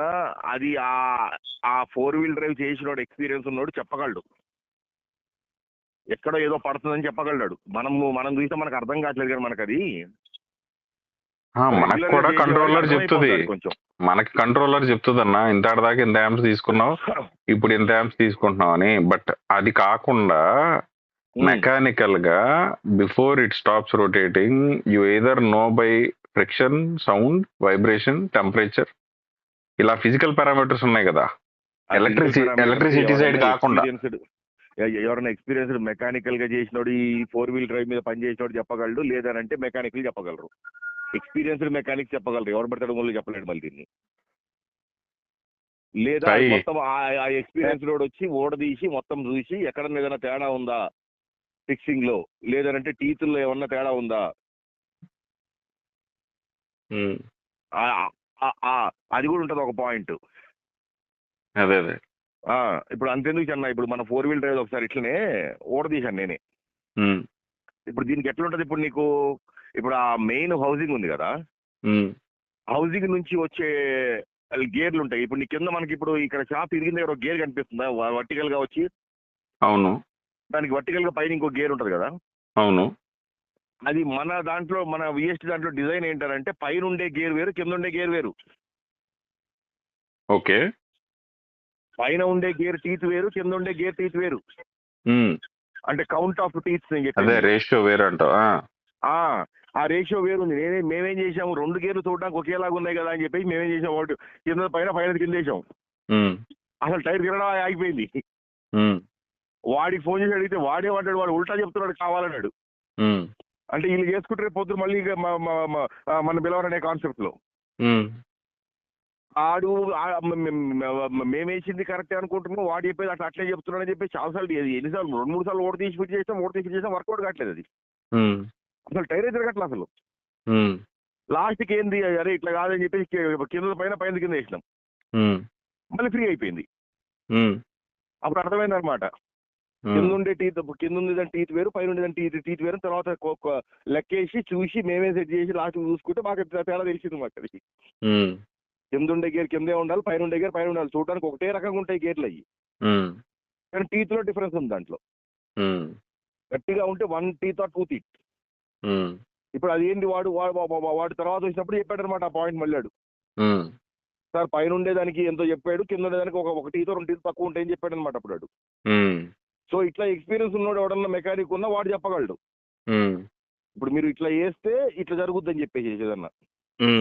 బట్ మెకానిక్ కాదన్న నేను అంటుంది in terms of sensors, in terms of what all parameters we need to monitor. మెకానికల్ది సెన్సార్స్ ఏం చెప్పలేవు చిన్న. ఎందుకు చెప్పలేము? చెప్పలేరు, సెన్సార్ చెప్పలేవు నీకు. ఎందుకన్నా ఉంటాయి.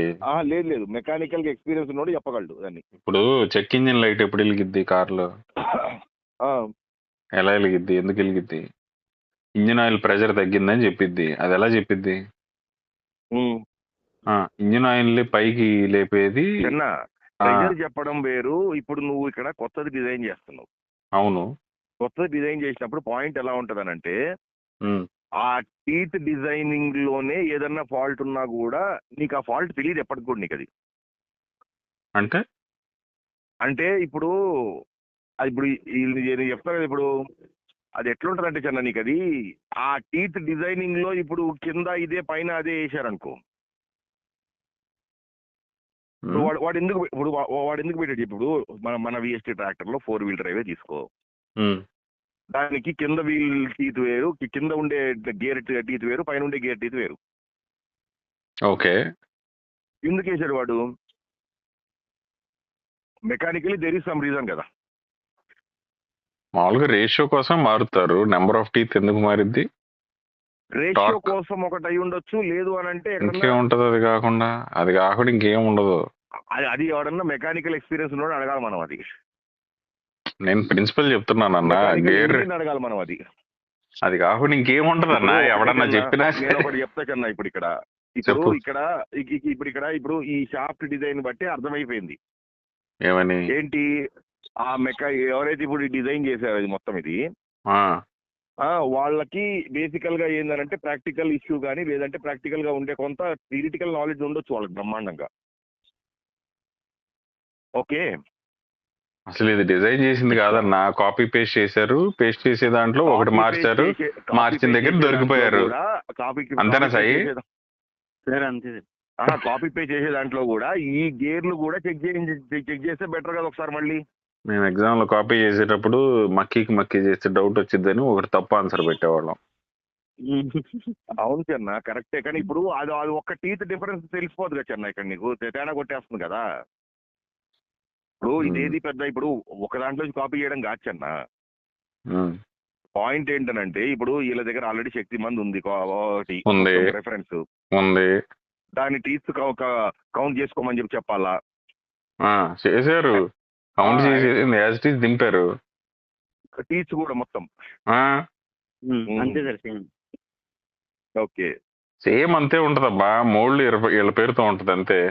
అది మౌల్డ్ పేరు మీద కూడా అది అవన్నీ ఇప్పుడు అదొక్కటే మారేది. గేర్లు ఎవడి పేటెంట్ కాదు అది. కరెక్టే, గేర్లు ఎక్కడైనా దొరికే గేర్లు అయ్యి అవి ఏం మార్చరు కదా, అదే చెప్పేది. గేర్ టీత్స్ అనేవి అది స్టాండర్డైజ్డ్ అది. అవును, ఆ గేర్ షేప్ మారుతుంది కొంచెం అటు ఇటుగా. లేదు సార్, శక్తిమాన్ లో వాడి గేర్ ఏదైతే ఉందో సేమ్ అదే గేర్ అదే సప్లై దగ్గర కొంటున్నాం సార్ మనం కూడా.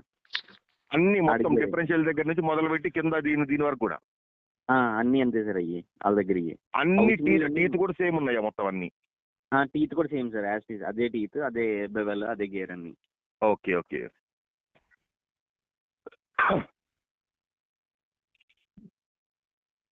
వీళ్ళు మార్చింది ఒకటన్నా, కాపీ కొట్టేటప్పుడు కొంచెం ఎరేజర్ తో చెరిపి మళ్ళీ వేరేది ఏదో గీశారు, అది మళ్ళీ చెరిపి మళ్ళీ యాజ్ ఇట్ ఈజ్ ది గీస్తారు ఇప్పుడు అంతే.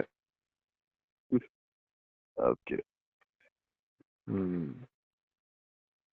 ప్లస్ వీళ్ళ దాంట్లో ఇంకోటి ఏంటంటే శక్తిమాన్ వాడికి వీడికి డిఫరెన్స్ ఏంటంటే, శక్తిమాన్ ఏం చేశాడు, కింద ఉండే రౌండ్ గేర్ ఉంది కదా మనకి, హబ్ లో ఉండే రౌండ్ గేర్, పెద్ద గేరు పెద్దది. అవును సార్, నిలువుని అడ్డంగా మార్చారు. అవునవును. ఆ గేర్ కి శక్తిమాన్ అనే కాదు, ఈవెన్ మన ట్రాక్టర్లకు కూడా 4-wheel డ్రైవ్ లో దానికి థ్రెడ్డింగ్ ఉండి లాకింగ్ ఉంటది.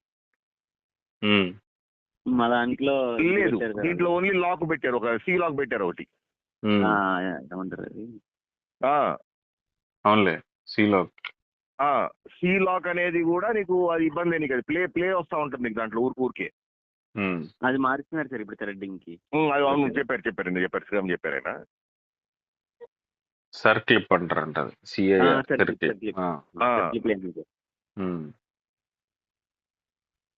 లాక్ క్లిప్, సీ క్లిప్ అని పెడతారు. అది బేసికల్ గా ఏంటంటే అది మాక్సిమం అవి పెట్టేది దేనికి వాడతారనంటే, ఇప్పుడు ఈ ఆయిల్ సర్క్యులేటెడ్ బేరింగ్స్ ఉంటాయి కదా చిన్న నీకు, ఆయిల్ సర్క్యులేటెడ్ బేరింగ్స్ వాటికి ఏముంటది అంటే నీకు అక్కడ వాటికి ఆయిల్ సర్క్యులేటెడ్ బేరింగ్స్ అంటే చిన్న గేర్లు కానీ అవి అంత టైట్ గా కూర్చోవు నీకు, ఆయిల్ సర్క్యులేట్ అవుతా ఉంటది కాబట్టి. సో దానికి గబక్కన బేరింగ్ కింద రాకుండా కదా బయటికి రాకుండా అది కొంచెం ప్లే లేకుండా, ప్లస్ అది కొంచెం లాకింగ్ ఉంటే అక్కడికి ఆగిపోద్ది అనమాట గేర్, అక్కడ తగిలి దానికి అట్లా. వీళ్ళు యాక్చువల్ గా డైరెక్ట్ గా ఈ దీనికే పెట్టేశారు బేరింగ్. స్నాప్ రింగ్ అని కూడా అంటారంట దాన్ని, snap ring or retaining ring. Okay okay. పక్కదాన్ని జరిగిన ఇటు రాబాగా అని అటు జరుగుతుంది. ఆడు మామూలుగా మెకానికల్ చూస్తారు కదా చిన్న, అది నట్టు ఉడతిస్తారు కదా వాళ్ళు, ఆ లాకింగ్ కూడా పర్ఫెక్ట్ గా చేస్తారు దానికి.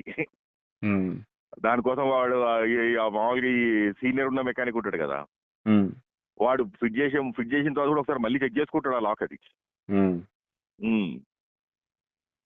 అంటే కొంచెం దాని అది చాలా మెయిన్ అనేది అర్థమవుతుంది అనమాట అక్కడ మనకు. అది థ్రెడ్డింగ్ లాక్ ఉండాలి అని చెప్పేసి దానికి గేర్ కి. థ్రెడ్డింగ్ లాక్ లేకపోతే వాస్తవంగా జరిగేది ఏంటంటే, ఇప్పుడు సీ లాక్ పెట్టినా కూడా జరిగేది ఏంటంటే, నాకున్న ఈ నాలెడ్జ్ ప్రకారము టీత్ అరిగిపోతాయి ఫ్యూచర్ లో. అది ప్లే ఉన్నప్పుడు, అది ప్లే వస్తూనే ఉంటుంది కదా. ఇప్పుడు నువ్వు మధ్యలో స్పేసర్లు పెట్టి టైట్ చేస్తున్నావు మనం ఇప్పుడు దాన్ని. అంటే ఆ సీ లాక్ ఏది ఉందో ఇప్పుడు, ఆ సీ లాక్ వేసేటప్పుడు ఏం చేస్తున్నారు, ఒకవేళ దాంట్లో బాగా ప్లే ఉంది అని అంటే స్పేసర్లు పెట్టి లాక్ చేస్తున్నారు దాన్ని. స్పేసర్లు పెట్టి లాక్ చేస్తే ఓకే, కానీ ఏంటంటే రేపు పొద్దున ఆ స్పేసర్లు కూడా అరుగుతూ ఉంటాయి కదా కొంచెం కొంచెంగా. మామూలుగా రన్నింగ్ లో. ఉమ్, అరిగినప్పుడు ఏంటంటే ఇంకా ప్లే పెరుగుతుంది కదా చిన్నప్పుడు. అవును. పెరిగినప్పుడు ఏమవుతుందంటే టీత్ అరిగిపోతా ఉంటాయి ఇంకా అక్కడ, లేదా టీత్ కొట్టేస్తుంది, ఇరిగిపోతాయి ఒక 2 టీత్స్ అట్లా. ఉమ్, అట్లా ఇరగొద్దు, అట్లా జరగద్దు అని అంటే థ్రెడ్ లాకింగ్ అనమాట దానికి వాళ్ళు పెట్టేది అక్కడ. ఆ, సాయి, అంటే సార్ ఇప్పుడు రోడ్డు మీద ఎలక్ట్రిక్ రిక్షాలు తిరుగుతాయి సాయి, అవును సార్. జుగాడ్ రిక్షాలు, అంటే బ్రాండెడ్ కాకుండా. బ్రాండెడ్ అంటే ఆటోలు అంటాం కదా, అవును సార్. అట్లా కాకుండా రిక్షాకే ఎలక్ట్రిక్ మోటార్ పెట్టి ఉంటది. ఆ. ఓ అరుస్తూ ఉంటది అది, ఉమ్. కర్ర అని కటకటమని రకరకాల సౌండ్లు వస్తాయి, ఊరు అవతలకి వినపడిద్ది మీ బండిలానే. ఆ. పెద్ద ఎలక్ట్రిక్ బస్సు, పెద్ద ఎలక్ట్రిక్ ట్రైన్, అవన్నీ అట్లా కటకట ఆ సౌండ్లన్నీ రావు. గేర్ బాక్స్, ఎందుకు? Gear box, transmission. ఒకటి గేర్ బాక్స్ అంటే పళ్ళు గేర్ రేషియోనే కదా, అవును సార్. అవి అంత సౌండ్ రాకుండా వాటిని అరగదీస్తారు అని చెప్పాడు శ్రీరామ్ తయారు చేయగానే. ఆ పళ్ళ చక్రాలు రఫ్ ఎడ్జెస్ కాకుండా కొంచెం సాఫ్ట్ చేస్తారు, గ్రైండ్ చేస్తారు అని చెప్పారు. అదొకటి అయి ఉండొచ్చు. ఇంకొకటి గ్యాప్లు సార్, వాటికి మధ్యలో గేర్ కి ఉండే గ్యాప్ సరిగ్గా మెయింటైన్ అవ్వకపోతేనే అదే అదే సార్ ఏమంటాం. అదెవరు మన టీంలో ఆ పళ్ళ చక్రాల గోళ అర్థం చేసుకోగలిగినాడు ఎవడు? రావు సార్. ఆ? రావు సార్. మొన్నటికి రావు సార్ పేరు పెట్టి అక్కడ రావు సార్ అది చెప్తారు, ఆ గ్యాప్ ఎంత అంటారు, ఆయన వీళ్ళ డిజైన్ వాళ్ళు పెడతారు అంతే సార్. సరే, నువ్వు రేపు నాకు రావు సార్ని అడిగి సార్ ఎనీ గేర్ బాక్స్ ఇంత ఆర్పిఎం లో ఇది ఇంత సౌండా ఇంత వైబ్రేషనా ఏదో ఉంటది కదా ఒక లెక్క. ఇప్పుడు మనం చెవులతో వింటున్నాము, నేను కొత్తగా వచ్చినప్పుడు ఏంటి ఇంత సౌండ్ అంట, నువ్వు ఈ మోటార్ అంతేను ఈ గేర్ బాక్స్ అంతేను ఏదో చెప్తావు. అవును సార్. ఆయిల్ తక్కువ ఉన్నట్టుంది చూసిపోయి అంటాం, పోసిన తర్వాత సౌండ్ తగ్గింది కదా అంటాం. ఏ నాకైతే ఏం తేడా తెలియట్లేదు అంటా నేను. ఇట్లా మన జడ్జిమెంట్ మీద ఆధారపడకుండా దాని టెక్నికల్ పారామీటర్, ఆ సౌండ్ ని డెసిబల్స్ తో కొలుస్తామా, లేకపోతే ఆ బాడీకి పట్టుకుంటే దాని వైబ్రేషన్ ని సెన్స్ చేయొచ్చా? డీబీ సార్, అదే మన గేర్ బాక్స్ ఎక్కువ అవుతుంది సార్, 108 dB అంత సార్ అది మనది. డీబీ అనేది సౌండ్ కదా, వైబ్రేషన్ దేంతో కొలుస్తారు? వైబ్రేషన్ సార్, దానికి ఏదో ఉంటది ఒక పారామీటర్. ఉంటుంది సార్. రావు సార్ అడిగి సార్ పళ్ళ చక్రాలు ఇన్వాల్వ్ అయిన anything, it could be gear box, it could be differential, it could be hub, ఏదైనా కానీ దాని బాడీని మనం పట్టుకోకుండా అందులో ఉన్న వైబ్రేషన్ ని డిటెక్ట్ చేసేది ఆ పారామీటర్ ఏంటి, ఆ డివైస్ ఏంటి?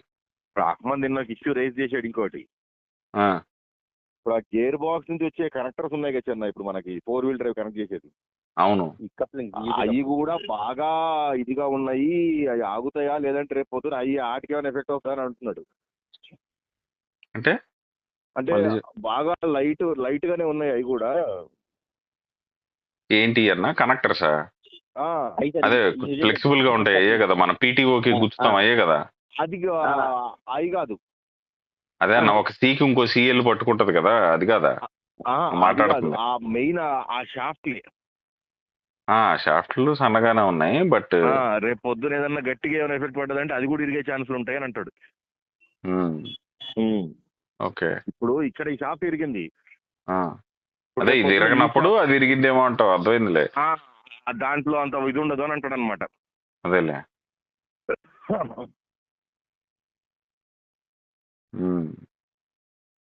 అవును సాయి, ఇప్పుడు ఇంకో చిన్న డౌట్ నాకు. ఇప్పుడు మీరు ఇది ఆల్రెడీ ఇప్పుడు 10 kilowatt మోటార్ పెట్టారు కదా, ఇప్పుడు మళ్ళీ హైడ్రాలిక్ పంప్ మళ్ళీ సపరేట్ గా మోటార్ ఎందుకు ఇప్పుడు మీకు అక్కడ? అంటే డ్రైవ్ నుంచి ఇద్దాం అనుకోలేదు సార్ మేము, అంటే హైడ్రాలిక్స్ ది సెపరేట్ గా ఉంచుదామని చెప్పి దానికి ఇచ్చాము సార్. అదే ఎందుకు అని అడుగుతున్నారు. ఇప్పుడు ఎందుకనంటే అది ఎప్పుడైతే ఇప్పుడు డ్రైవ్ నుంచి ఇచ్చారు అని అంటే ఇప్పుడు మీరు అది డ్రైవ్ నుంచి ఇస్తే ఇప్పుడు మీకు అది మామూలుగా ఏదైనా మామూలు వేరే కనెక్షన్ ఇస్తే ఇప్పుడు మీకు మళ్ళీ డ్రైవ్ నుంచి అసలు ఇవ్వరు సపరేట్ దాని కంట్రోలర్ కాదు అసలు కదా. కాదు అసలు అలా ఇవ్వలేరు కదన్నా. వీళ్ళ ఇంజిన్ ఎందుకు అనేది ఇవ్వలేరు? ఇంజిన్ ఆడదు కదా, ఉమ్. క్లచ్ లేదు కదా దీనికి. అదే ఇప్పుడు క్లచ్ సిస్టమ్ లాగా ఇచ్చి అసలు ఇట్లా ఇస్తే ఆ కంట్రోలర్ మళ్ళీ ఇచ్చన్నా ఇంకా అర్థం కాల, ఇప్పుడు అంటే చెప్పు. ఇప్పుడు అది అంటే ఫస్ట్ నార్మల్ గా అలా చెయ్యొచ్చు సార్ అది. ఎలా చేస్తావు సాయి చెప్పు. మోటార్ ట్రాన్స్మిషన్ ఉందా సార్ మోటార్ది? కాదు సాయి, డీజిల్ ఇంజిన్ కి ఇంజిన్ స్టార్ట్ చేయగానే హైడ్రాలిక్ పంప్ కూడా ఆడుతా ఉంటది. అవును సార్. నువ్వు గేర్ వేసి క్లచ్ వదిలితే బండి కదిలిద్ది. Correct sir. ఐడ్లింగ్ ఆర్పిఎం లో తిరుగుతా ఉంటది ఇప్పుడు అది ఇంజిన్. బట్ నీ ఎలక్ట్రిక్ మోటార్ ని ఐడ్లింగ్ లో తిరగాలంటే ఎలా తిరిగిద్ది క్లచ్ లేకుండా? ఆ కాన్సెప్ట్ అలా చేయాలంటున్నాను సార్ నేను, అది వేరే కదా. అదే అప్పుడు గేర్లు వచ్చేస్తాయి కదా, క్లచ్ గేర్లు వస్తాయి. గేర్లు కూడా అవసరం లేదు చిన్న దానికి అప్పుడు. అదే గేర్ లేకపోయినా క్లచ్ ఉండాలి కదా. ఈ గేర్ బాక్స్ కి క్లచ్ కనెక్షన్ పెట్టుకొని దాన్ని ఐడిల్ ఆర్పిఎం పెట్టేసేది దాన్ని మోటార్ ని. అప్పుడు ఏర్ అయితే ఏమైంది? దాని నుంచి బెల్ట్ అంటే ఇప్పుడు అట్లా కాదు. ఇప్పుడు ఇంత పవర్ 10 కిలోవాట్ పవర్ ఉన్నప్పుడు మళ్ళీ నువ్వు దీన్ని వాడుకోకుండా నువ్వు దానికోసం ఒక సపరేట్ హైడ్రాలిక్ ఇది పెట్టి మళ్ళీ దానికి ఒక మోటార్ పెట్టి దానికి ఒక కంట్రోలర్ పెట్టి ఇప్పుడు దాని కాస్ట్ పెంచడం ఒకటి. రెండోది ఇప్పుడు నువ్వు పెట్టిన 10 కిలోవాట్ మోటార్ పవర్ ఇప్పుడు ఓన్లీ డ్రైవ్ కి. అవును, 10 కిలోవాట్ అంత నీకు అవసరం కూడా లేదు కదా నీకు ఇక్కడ. నీకు దీన్ని డిస్ట్రిబ్యూట్ చేసుకోవచ్చు కదా నువ్వు అక్కడ. అవసరం పడచ్చు అని పెట్టేశాం సార్ అది. బఫర్ వేసి ఉంచి పెట్టాం సార్ థియరిటికల్ క్యాలిక్యులేషన్స్ ప్రకారం. అసలు మొన్న శ్రీరామ్ ఈ మోటార్ పవర్ చాలదేమో అని కూడా అన్నారు ఒక మాట. మోటార్ పవర్ గుర్తుందా సాయి? సార్ నాకు నేను ఫస్ట్ అసలు అదే ఏమంటా ఇంత మోటార్ కావాలని సైజింగ్ చేయమని ఇచ్చారు సార్ నాకు. నేను స్టార్టింగ్ ఇచ్చింది నాకు తెలిసి 3 kilowatt rated 4 kilowatt rated 8 kilowatt peak. బాగా ఫస్ట్ ప్రపోజల్ అయితే నాది 3 kilowatt rated 6 kilowatt peak sir నాది. నార్మల్ మనం అసలు బురదలో నడిపే కండిషన్ కానీ అది కానీ ఇది కానీ ఏదైతే ఇది ఆ కండిషన్ లో నేను ఇస్తే నువ్వు ఎట్లా సరిగ్గా చేయట్లేదు సరిగ్గా చెయ్యని తిట్టారు సార్ నన్ను. లేదా టార్చర్ అంటే మోటార్ సరిపోతుంది అంటే లేదు సార్. ఆయన సరిపోతా అన్నాడు. అవును సార్. అంటే లేదు సార్ ఇప్పుడు నేను కన్సిడర్ చేసిన కండిషన్ ఇది, ఈ వాల్యూ ఇంత సాయిల్ డిస్టెన్స్ అది ఇది అని చెప్తే సరే తర్వాత వాల్యూ చెప్పినాక అన్నారు సార్. ఇంకా తర్వాత మళ్ళీ మారితే 4 కిలోవాట్కి వచ్చాను సార్ అంతే. అవన్నీ కాదు అంటే ఇంక సార్ కన్విన్సింగ్ అవ్వకపోతే ఇంక చెప్పాను సార్ 5 కిలోవాట్ తీసుకోండి. అది నార్మల్ గా రోడ్ మీద వెళ్ళిన 2 కిలోవాట్ 2.5 తీసుకుంటది. బురదలో వరుస కండిషన్ లో ఏదైనా ఇరుక్కుపోయి కావాలని ఎక్కిద్దామని సరే 6 కిలోవాట్ 7 కిలోవాట్ తీసుకుంది సార్. అంతకు మించి తీసుకొచ్చారు అది అని చెప్పింది సార్. అప్పటికి కన్విన్స్ అవ్వలేదు సార్. సరే అయితే ట్రై చేద్దామని చెప్పి అప్పుడు ఫస్ట్ ఒక సెట్ ఆర్డర్ పెట్టాం. ఒక సెట్ ఆర్డర్ పెట్టలేదు అప్పటికి ఆల్రెడీ ఒక 10 ఒక టెస్ట్ రన్ చేద్దాము. ఒక 10 కిలోవాట్ మోటార్ తీసుకో రేటెడ్ పీక్ 20 కిలోవాట్ తీసుకున్నాను సార్ నేను. ఒక 10 కిలోవాట్ రేటెడ్ది చైనా నుంచి తెప్పించాను సార్ మోటార్. తెప్పించి టెక్స్మన్ బండి బిగించాను సార్. అది పిచ్చి పిచ్చిగా రకరకాల బురదలో బాగా దిగబడిపోయి నీ కాలువలో వెళ్ళడం అలాంటివన్నీ చేసినా సరే మ్యాక్స్ మేము రికార్డ్ చేసింది అందులో 11 కిలోవాట్ పవర్. అది ఇంక మరీ వరుస కండిషన్ బాగా గ్రేడియంట్ బురద గ్రేడియంట్. అది 15 డిగ్రీ గ్రేడియంట్, అది కూడా బురద కాలువ బురద. అందులో బయటికి రావడానికి విత్ వెయిట్ అంటే 1.8 టన్స్ వెయిట్ తో ఉన్నప్పుడు ఆ కండిషన్ లోకి ఇచ్చినప్పుడు 11 కిలోవాట్ పీక్ తీసుకోండి సార్. అది ఆ స్పీడ్ ఏమో 9 కిలోమీటర్ స్పీడ్. 9 కిలోమీటర్ స్పీడ్ లో అంత లోడ్తో బండి గ్రేడియంట్ ఎక్కింది. అప్పుడు 11 కిలోవాట్ తీసుకుంది. నార్మల్ బురదలో నడిపింది కానీ ఏదైతే అయినా 6 కిలోవాట్ 5 కిలోవాట్ 7 కిలోవాట్ అవి మించి దాటలేదు సార్ పవర్ ఇప్పుడు. అది చూసా కన్విన్స్ అయ్యి సరే అయితే 5 కిలోవాట్ తీసుకొని అప్పుడు అన్నారు సార్. అప్పుడు 5-10కి వచ్చాం సార్. అలా జరిగింది సార్. అది నార్మల్ గా అయితే ప్లే చేయాలంటే అంటే ఏం లేదు సార్. ఇప్పుడు గ్రేడియంట్ గట్టి బురదలో ఎక్కువ యాంప్స్ తీసుకుంటుందా? తీసుకుని ఇచ్చారు. రెసిస్టెన్స్ ఎక్కువ ఇచ్చారు. సాయిల్ రెసిస్టెన్స్ ఎక్కువ సార్. బట్ ఫ్రిక్షన్ తక్కువ ఉంటది కదా, నీకు టైర్ స్లిప్ అయిపోతూ ఉంటది కదా. లేదు టైర్ స్లిప్ అవడం అంటే చిన్న నీకు బురదలో నీకు వాటర్ ఉన్నప్పుడు టైర్ స్లిప్ అవుద్ది. నేను అనేది బాగా బురద మామూలు బురద ఉన్నప్పుడు నీకు బంక, grip కాదు, జిగురు. పట్టుకోవడానికి ట్రై చేస్తుంది నీకు. అంటే అది జిగురు. పట్టేసి- జిగురు లాగా. ఆ, ఇప్పుడు నీకు అదే జిగురు దాంట్లో నువ్వు నీళ్లు పోయి నువ్వు ఆ, నీకు ఫ్రీగా వెళ్ళింది. ఆ వెయిట్ ని బట్టి నీకు దిగిపోతా ఉంటది లోపలికి టోటల్ వెహికలే. ఉమ్, సో కానీ నీకు నీళ్ళు తిరుగుతా ఉంటుంది నీకు. రెసిస్టెన్స్ పెరిగిపోయింది సార్ మనకు అక్కడ. అది దాటదాం అనుకుంటారు కానీ దాటే ఫోర్స్ ఎక్కువ కావాలి దానికి ఆ ఉమ్, టైంలో. ఉమ్. అలాగే అన్ని ట్రైల్ చేసినా రాలేదు. సో అందుకని ఇంకా అప్పుడు ఫిక్స్ అయ్యి 510 వచ్చాను సార్ అది. ఉమ్. ఇప్పుడు ఈ లెక్క ఇప్పుడు మన 510 22 20 HP మన ట్రాక్టర్ కి ఇప్పుడు పెట్టాలంటే మోటార్ ఎట్లాంటిది పెట్టొచ్చు అన్న? అడుగు అయి చెప్పు. ఏంటి 22 అయి? HP ట్రాక్టర్ కి సార్ 22 HP చిన్న ట్రాక్టర్ అని చెప్పే కదా మా విఎస్టీలో బుడ్డాయి. అవును సార్. దానికి ఎలక్ట్రిక్ ఈక్వలెంట్ ఇంజిన్ పెట్టాలంటే, కానీ దాని గేర్ బాక్స్ ఉంటదిగా. గేర్ బాక్స్ ఉంటుంది, అది- డైరెక్ట్ క్లచ్ కనెక్షన్ ఇవ్వాలి మనం దాన్ని. ఉమ్, అదే సార్ అలాగే ఇవ్వాలంటే 10 కిలోవాట్ మోటార్ ఉండాలి సార్ దానికి. 10 కిలోవాట్ 22 HP దానికి ఇది ఈక్వలెంట్ ఉంటుందా? ఉండిద్ది సార్ అది. అదేగా చెప్పేది. నేనేమంటానంటే ఇప్పుడు ఇక్కడ దీంట్లో మళ్ళీ హైడ్రాలిక్ కూడా రన్ అవుద్ది ఇక్కడ దీంట్లో. ఇప్పుడు మీరు అనేది డైరెక్ట్ గా 10 ఇంజన్ తీసేసి ఇంజన్ ముందు ప్లేస్ లో మోటార్ పెట్టిలాగా సార్ మీరు అనేది? అంతే. అంతేగా. ఓకే, ఒక్క నిమిషం సార్. ఎంత తెచ్చిపోయినా సార్? 22 సార్ అది. ఉమ్.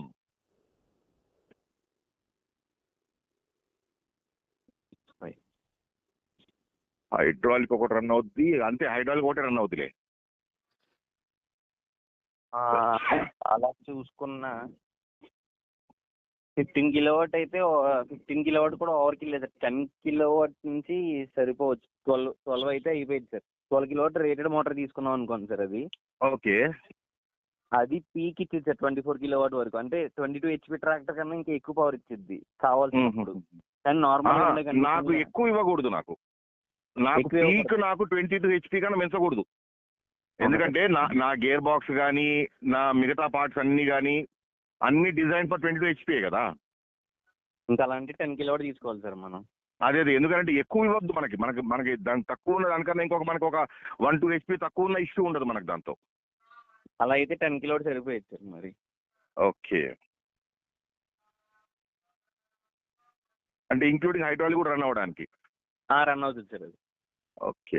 వీళ్ళ దగ్గర ఉందిగా, అది ఎత్తారేమో. నెక్స్ట్ ఎత్తా అంటున్నాడుగా చిన్న ట్రాక్టర్. చిన్న ట్రాక్టర్లో ఇవి పెట్టారు, అది కూడా ఎలక్ట్రిక్ వేసి చూస్తారు అని. ఎలక్ట్రిక్ వేసి చూడడం కాదు, ఇప్పుడు మన దాని ఆల్రెడీ ఇంజన్ పోయించి అన్నది అండి. ఈచ్ దాని ట్రై చేస్తే పోయేదేముంది మనకు అక్కడ. అదేలే. ఎంత Sai 10 HP motor? 10 kilowatt sir. 10 kilo. 60 sir, 60. ఎన్ని ఉన్నాయి మీ దగ్గర? మన దగ్గర సార్ మేము అంటే ఈ ట్రాక్టర్ ప్రాజెక్ట్ అని చెప్పి 2 తెప్పించాం సార్. అది ఇంక్లూడింగ్ కంట్రోలరా? లేదు సార్, కంట్రోలర్ లక్ష సార్ దానిది. దాని కంట్రోలర్ ఒకటి రేట్ ఎక్కువ. ఓకే. లక్ష. ఎందుకు సాయి కంట్రోల్ అంతా? ఏం చిన్న ఎందుకు కంట్రోల్ అంత రేట్ ఎక్కువ అని అడుగుతున్నా. ఎలక్ట్రానిక్ సార్, వోల్టేజ్ కరెంట్లు ఎక్కువ కదా సార్. ఇంకా అలా పెంచుకుంటూ పోతుంది సార్. అంటే ఈ లెక్కన మన ట్రాక్టర్ కూడా ఎక్స్పెరిమెంట్ చేయాలంటే ఒక 3 లక్షలు అవుతుంది సార్ మొత్తం. బ్యాటరీలు వాటి కలిపితే 1.6 ఇక్కడ అయింది కాబట్టి అది 3.6 అవుతుంది సార్. 3.5 అవుతుంది. అంటే జస్ట్ ఎక్స్పెరిమెంట్ పర్పస్ లో ఒక 10 కిలోవాటే పెడదాం బ్యాటరీ. అయితే అదో లక్ష, ఇది ఒక 1.6. సరిపోదన్నా మళ్ళీ అట్లా 2.5 లేచన్నా ఎక్స్పెరిమెంట్ పర్పస్ ఏం చెప్పేది నేను. ఎక్స్పెరిమెంట్ అయినా అది పీక్ పవర్ క్యాంప్స్ కావాలిగా, బ్యాకప్ తక్కువ ఉన్నా. దానికి కూడా చెప్తాడు. 10 కిలోవాట్ చేసాం అనుకోండి సార్. అది 10 కిలోవాట్ మోటారు పీక్ లో ఎంత యాంప్స్ తీసుకుంటది? 20 కిలోవాట్ డెలివరీ చేసిద్ది సార్ అది కదా. 20 కిలోవాట్ పవర్ డెలివరీ చేసే మోటార్ కి బ్యాటరీ మినిమం ఎంత పెట్టాలని ఉంటది కదా. నీకు బ్యాకప్ నాకు గంటలు వద్దురా, నాకు అరగంటే కావాలన్నా గానీ అట్లా కాదమ్మా. బ్యాటరీ సి కెపాసిటీ లెక్క ఎలా అంటే సార్, అది ఇప్పుడు మన మోటార్ 10 కిలోవాట్ అనుకోండి సార్. 20 కిలోవాట్ అని లెక్కేసుకోవాలి పీక్. Peak 20 sir. ఓకే. ఇప్పుడు నార్మల్ లెక్క ఏంటంటే 10 కిలోవాట్ పవర్ కంటిన్యూస్గా కన్జ్యూమ్ అవుతుంది అనుకోండి సార్. అది ఆ, బ్యాటరీ నుంచి తీసుకునేది 0.8C అని తీసుకోవాలి సార్. అంటే ఇది 10 అనేది 1C సార్. దాన్ని one of charge current, I mean 1 of discharge current 1C అంటే. అవును. సో ఇప్పుడు 10 కిలోవాట్ అనేది నీ కంటిన్యూస్ పవర్ అనుకోండి సార్. ఆ, అది నీ బ్యాటరీలో కెపాసిటీలో 0.8Cలో డెలివరీ ఇవ్వాలి సార్. అది ఆ, సో 10 కిలోవాట్ దానికి 12 కిలోవాట్ వేస్తే 0.8, 10 కిలోవాట్ కంటిన్యూస్గా రన్ చేయడానికి మనం 12.5 కిలోవాట్ బ్యాటరీ ప్యాక్ వేయాలి సార్ దానికి. ఓకే. ఓకేనా సార్? ఏది మీ బ్యాటరీ C10ఏనా? ఏది సార్? మామూలుగా మన LFP బ్యాటరీస్ సి రేటింగ్ ఎంత? 1C to 3C sir. అది ఉన్న 1C. Capacity 1C. బట్ అందులో మనం ఇన్ఎఫిషియన్సీస్ కన్సిడర్ చేసి 12 అన్నావు నువ్వు. అవును. కాదు సార్, ఇప్పుడు 1Cలో డిశ్చార్జ్ చేస్తే సెల్స్ గమ్ముని డ్యామేజ్ అవుతాయి సార్. అందుకని 0.8Cలో డిశ్చార్జ్ చేస్తాం సార్. అట్లా అదే 12 కిలోవాట్ బ్యాటరీని 12 కిలోవాట్ చొప్పున డిశ్చార్జ్ చేస్తాం అనుకోండి సార్. అదేలే, బ్యాటరీకి లాస్ట్ రెడ్ లైన్ లో ఉంటది బ్యాటరీ ఎప్పుడు ఎప్పుడు చచ్చిపోతా ఉంటుంది, ఎప్పుడు కాలిపోవడానికి రెడీగా ఉంటది. ఓకే. దాన్ని అదే 0.8Cలో చేస్తే సెల్స్ హీట్ ఎక్కవు, ప్రాపర్గా దాన్ని ఆ పని చేసుకునేది. రైట్. నేను ఓన్లీ ఎక్స్పెరిమెంట్ పర్పస్ సార్. నా తర్వాత కావాలంటే 20 కిలోవాట్ వేస్తాం, అది వేరే విషయం. లేదన్నా, ఇది అట్లా ఉండదు. లేదు ఇది అట్లా ఉండదు. బ్యాటరీ ఆట నువ్వు లాంగ్ రన్ చేసినా షార్ట్ రన్ చేసినా బ్యాటరీ రేటింగ్ కెపాసిటీ ఉంటది కదా, ఇంత యాంప్స్ కన్నా ఎక్కువ నువ్వు తాగకూడదని. Surge okay. ఇప్పుడు సాయి వాళ్ళ డివైస్ లో మోటార్ ఎట్లయితే ఫ్రంట్ పార్ట్ ఇరిగిందా లేదా అని చూడకుండా ఎక్కి తొక్కుతుందో, మోటార్ బ్యాటరీని కూడా అంతే తొక్కిద్ది. అంటే కంట్రోలర్ కి వోల్టేజ్ కనపడిద్ది తప్ప ఈ బ్యాటరీ రేంజ్ ఎంత, సి ఎంత, దానికి అనవసరం. అది అంత తాగి మోటార్కి ఇవ్వడానికి ట్రై చేస్తుంది కంట్రోలర్. అంటే అది మనం ప్రోగ్రామాటికల్ లిమిట్ చేయొచ్చు కానీ, బట్ అంతకి బ్యాటరీ ప్లాన్ చేయాల్సిందే అన్న మనం. Okay okay. అయితే ఇప్పుడు సార్ చెప్పిన కేసులో మనం 23 HP టార్గెట్ చేసాం కదా సార్ నార్మల్ గా. అవును. దాన్ని నేను 20 చేశాను సార్. ఇప్పుడు లెక్కల్లో 10 కిలోవాట్ రేటెడ్ మోటార్ పెట్టుకుని 15 కిలోవాట్ దాని పీక్ ని కట్ ఆఫ్ చేసేస్తా మోటార్ లో. ఓకే. సో అలా పెట్టినప్పుడు నాకు 15 కిలోవాట్ అనేది నా పీక్ లోడ్ సార్. అది ఓకే. సో ఇప్పుడు నేను 10 కిలోవాట్ బ్యాటరీ తీసుకున్నాను అనుకోండి సార్. 10 కానీ 12 కానీ, 12 అయితే చాలా మంచిది, 10 అయితే కొంచెం మళ్ళీ డెడ్ టు డెడ్ ఉంటుంది. అది 12 అనుకోండి, అన్ని కండిషన్ లో పనిచేసిద్ది, బాగానే ఉండిద్ది. పీక్ ఇచ్చేటప్పుడు దాని capacity 2C sir, 2 times. So అంటే 12 kilowatt battery 2 times of the power, అంటే 24 కిలోవాట్ డెలివర్ చేయగలదు అది. అదే for a few moments. Intermediate గా అయితే ఓకే. కంటిన్యూస్ గా 3 to 5 minutes డెలివర్ చేయగలుగుతారు 24 కిలోవాట్ ని. అవునా? 3 minutes చేయొచ్చా? చెయ్యొచ్చు సార్. అది అంటే మనం అది ముందే BMS కి వాళ్ళకి చెప్పాలి సార్. అది సో సేమ్ సెల్ ని వాడుకోవచ్చు సార్. అలా 12 కిలోవాట్ ప్యాక్ ని వాడుకోవచ్చు, మనం పని చేసిద్ది మన దానికి. 12 అయితే మంచిది. 12 అంటే అదొక 1,20,000 అంతేగా. కిలోవాట్కి 10,000 కదా మొద్దు లెక్క. అవును సార్. అయితే బయట అంటే ఇప్పుడు మనం తీసుకున్న బ్యాటరీ కూడా దగ్గర ఈ 10లోని 21లో స్టాండర్డ్ సార్. అడిగి ఆ రెండాటికి ఈ రేట్ అప్లికేబుల్ అవుతుంది. బయట ఉన్న మార్కెట్ 11,000 సార్, 11,500 ఎంతో కిలోవాట్.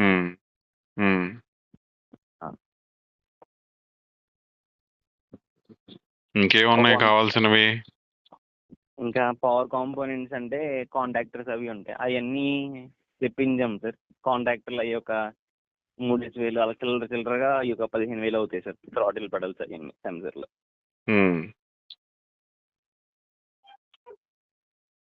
ఇప్పుడు దాన్ని ఒక ఐడియల్ RPM లో ఫస్ట్ మనం రన్ చేయొచ్చు. హైడ్రాలిక్ రన్ చేయాలంటే మనం దానికి మోటార్ రన్ చేయొచ్చు ఐడిలింగ్ RPM లో.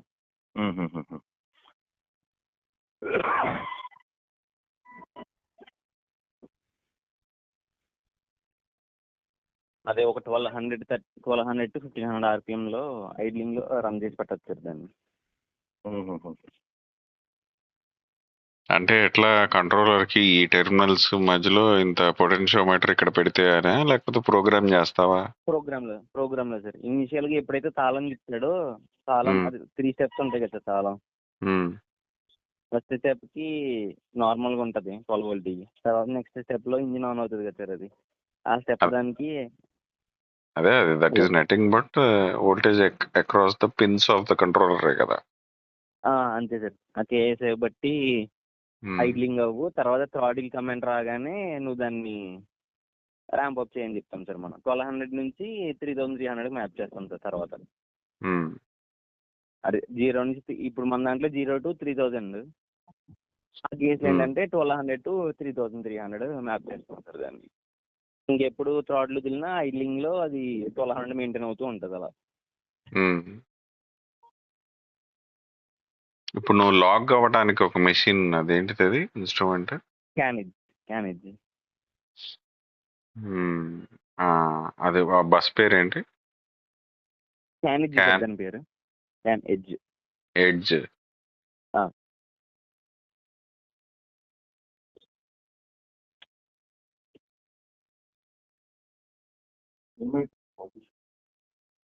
అన్నా ఇందాక అది గుర్తు రాలేదు కదా నాకు పదం. వీళ్ళ కంట్రోలరు వీళ్ళకి చెప్పే ప్రతిదీ, అది ఏడిసే ప్రతి ఏడుపు ఆ క్యాన్ బస్సు ద్వారా వస్తుంది, అది లైవ్ వస్తుంది. దాన్ని లాగ్ చేయడానికి క్యాన్ ఎడ్జ్ డేటా లాగర్ అని కొన్నారు, సెట్ చేశారు. దానికి ఇంటర్నెట్ చూపిస్తే అది వైఫై కనెక్ట్ చేస్తే ఫోన్ హాట్స్పాట్ ఏదో కనెక్ట్ చేస్తే అది సర్వర్కి అప్లోడ్ చేస్తుంది. దాని ల్యాగ్ ఎంత ఉంది టెస్ట్ చేశారా? లేటెన్సీ లైవ్ వస్తుందా? వచ్చిచ్చారు అది. అంటే ఇవన్నీ డిపెండ్ సార్. ఎలా అంటే ఎంత ల్యాగ్ ఉంటుంది అని. ల్యాగ్ అంటే రికార్డింగ్ లోనా సార్, పుషింగ్ లోనా సార్? ఇప్పుడు నీ కంట్రోలరు క్యానెడ్జ్ డేటా లాగర్తో మాట్లాడి, క్యానెడ్జ్ డేటా లాగర్ సర్వర్ కనెక్ట్ అయ్యి డేటా అప్లోడ్ అయ్యి, దాన్ని నేను మొబైల్ ద్వారానో దేని ద్వారానో చూస్తున్నాను అనుకుందాం లైవ్. Okay sir. అంటే ఇప్పుడు నేను ఇంట్లో సీసీ కెమెరా పెట్టి నా ఫోన్లో చూస్తున్నా, కెమెరా నా పక్కనే ఉంది, ఫోన్ ఇక్కడే ఉన్నా కానీ అది సర్వర్కి వెళ్ళి వస్తుంది కదా. అవును సార్. అది ఇంటర్నెట్ ద్వారా దాని స్ట్రీమింగ్ సర్వర్కి వెళ్ళి దాని నుంచి నా సర్వీస్ ప్రొవైడర్ ద్వారా నాకు వస్తుంది కదా. ఇది there will be some delay, there could be some glitches, but live కనిపిస్తుంది ఆల్మోస్ట్. మనం వేలు చూపిస్తే ఒక్క సెకండ్, లెస్ దాన్ ఏ సెకండ్ తో కనిపిస్తుంది మనకి. అవును సార్. మీది అంతేనా? లేదు సార్. ఇప్పుడున్న నా డివైస్ నేను దాన్ని అంటే అలా చెయ్యొచ్చు సార్ దాన్ని, కానీ దాన్ని ఓవర్లోడ్ చేసినట్టు అవుతుంది. నేను మినిమం 1 minute లేటెన్సీతో పంపించాలి సార్. సో నువ్వు శ్రీరామ్ కూర్చొని డిజైన్ చేసిందంతా తర్వాత బ్యాక్ ట్రాక్ చేసుకోవడానికి, అనాలిసిస్ చేసుకోవడానికే తప్ప లైవ్ లో చూడటానికి అది కాదు అసలు. ఆ డివైస్ పనిచేయదు దానికి. ఇప్పుడు చేసాం సార్ ఒకటి, అది ఇంకొక నాకు తెలిసి 1 week పట్టిద్ది అనుకుంటా సార్. అది ఏం చేస్తున్నారు చెప్పు. లేదు సార్, సేమ్ అలాంటి డివైస్ రాస్బెర్రీ పై వాటితో డెవలప్ చేసాం సార్ ఒకటి. దానికి యాప్ కూడా రేపు నుంచి స్టార్ట్ అవుతుంది యాప్ది. అదేంటి అసలు మామూలుగా ఈ మోటార్లు, ఈ కంట్రోలర్స్, ఈ కంట్రోలర్ తయారు చేసేవాడు బై డిఫాల్ట్ వాడి దగ్గర కొన్ని ఉండవా? అంటే వాళ్ళ దగ్గర ఉండి వేరే సార్ అయ్యి. కరెక్టే Sai, but basic what ever is needed. ఇప్పుడు ఏమో నాకు అదే అర్థం కావట్లేదు అసలు. ఎలక్ట్రిక్ మోటార్ కంట్రోలర్ కొన్నప్పుడు దానితో పాటు ఆ థ్రాటిల్ చేసినప్పుడు ఎంత యాంప్స్ తీసుకుంటుంది అనేది బై డిఫాల్ట్ అదేమి మాట్లాడ్డా కంట్రోలర్ అమ్మేవాడు. దీంతో మినిమం ఈ డేటా మీకు చూపించేది బేసిక్ది ఇది ఉంటుంది మీటర్ అని. అంటే ఆ టైప్ ఆఫ్ కంట్రోలర్స్ వేరు సార్, మనం తీసుకున్నది కంప్లీట్ వేరు సార్. ఇది డిస్ప్లే కూడా ఉంది, కానీ ఆ డిస్ప్లే తీసుకోలేదు సార్. ఏమంటాం, మన సొంత డిస్ప్లే ఉంది కదా, దాన్ని ఎందుకు వాడదాం అని చెప్పి అది తీసుకోలేదు మనం. అంటే ఇప్పుడు ఎలక్ట్రిక్ ఈవీస్ మామూలుగా కస్టమర్లు వాడే వాటికి యాంప్స్ చూపిడు ఎవడో. ఎవరు చూపించారు? చూపారు, కానీ అగ్రికల్చర్ అప్లికేషన్ కి కావాలి. ఓకే. అంటే ఈ ట్రాక్టర్స్ ఉన్నాయి కదా సార్, వాళ్ళ అంటే అది ఎలా అంటే సార్ ఒకటి అది సార్, ఇది వరకు పాత కారుల్లో కూడా అన్ని ఆ, గేజ్లు ఉండేయంట. ఓకే. బ్యాటరీది కూడా గేజ్ ఉంటది, నీకు మరి తెలుసో తెలియదు. అంబాసిడర్ క్యాట్ కి తెలుసు సార్. ఈ దీనికి కూడా ఉంది కదా సార్, ట్రాక్టర్ కూడా ఉంటుంది సార్ అది గేజ్. కదా, ట్రాక్టర్ గేజ్ లేటెస్ట్ ఉంటుంది గా సార్. వచ్చేటికి ట్రాక్టర్లకు కూడా ఉండట్లా చాలా గేజ్లు.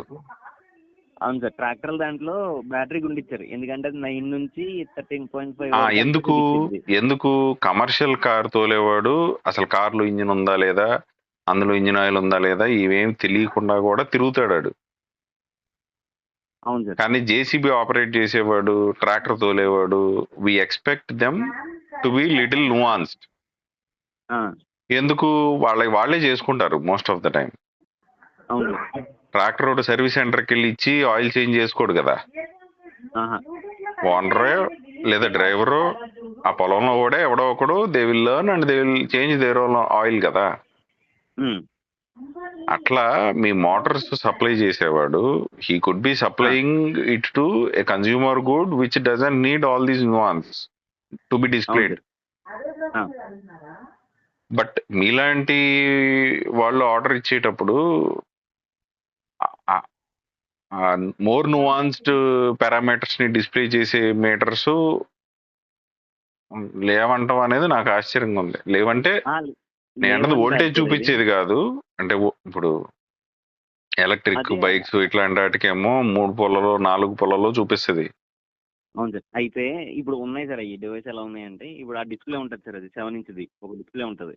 ఓకే. సేమ్ నేను క్యాన్బస్ లో ఏదైతే లాగ్ చేస్తున్నానో, ఇది మన ఆ. ఏమంటాం క్యానేజ్ లో, ఆ, అదే డేటాని నీకు ఆ, ఏ పారామీటర్ కావాలంటే ఆ పారామీటర్ ఆ డిస్ప్లేలో పెట్టుకోవచ్చు సార్ మనం ప్రతిదీ.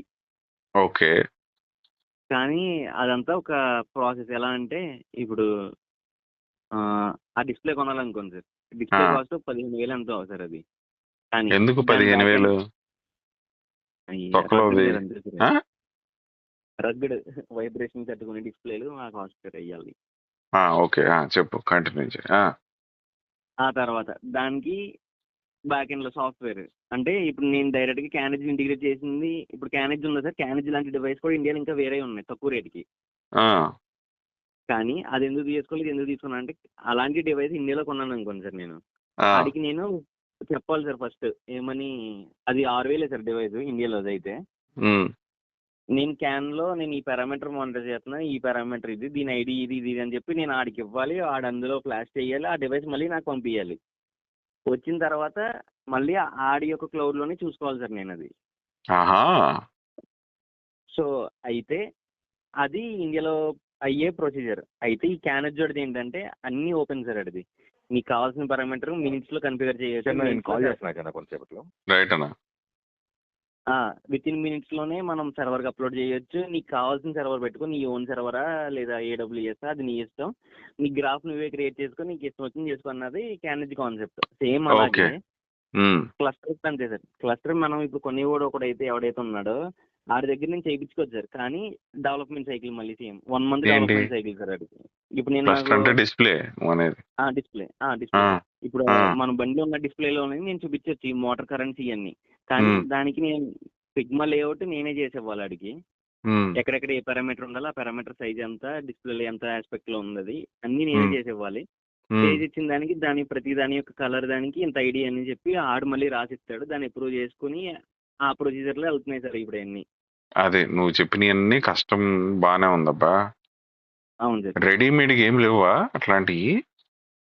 రెడీమేడ్ గా ఒకటి ఉంది సార్, సేమ్ క్యానేజ్ లాంటిదే. ఉమ్, సేమ్ క్యానేజ్ ఎలా ఉందో అలాగే డిస్ప్లేలో కూడా ఒకటి ఉంది. అది 25 ఎంతో చెప్తున్నాడు సార్. అదొకటి తీసుకుందామని మాట్లాడుతున్నా సార్ వాడితో సాఫ్ట్వేర్ కోసం. సాఫ్ట్వేర్ కోసం అంటే ఇప్పుడు మరి ఆడు వచ్చిన తర్వాత ఆ సాఫ్ట్వేర్ నేను చేసుకునేలా ఉండాలి కదా sir. Reverse drag and engineer drop చేయడానికి నువ్వు అంటుంది?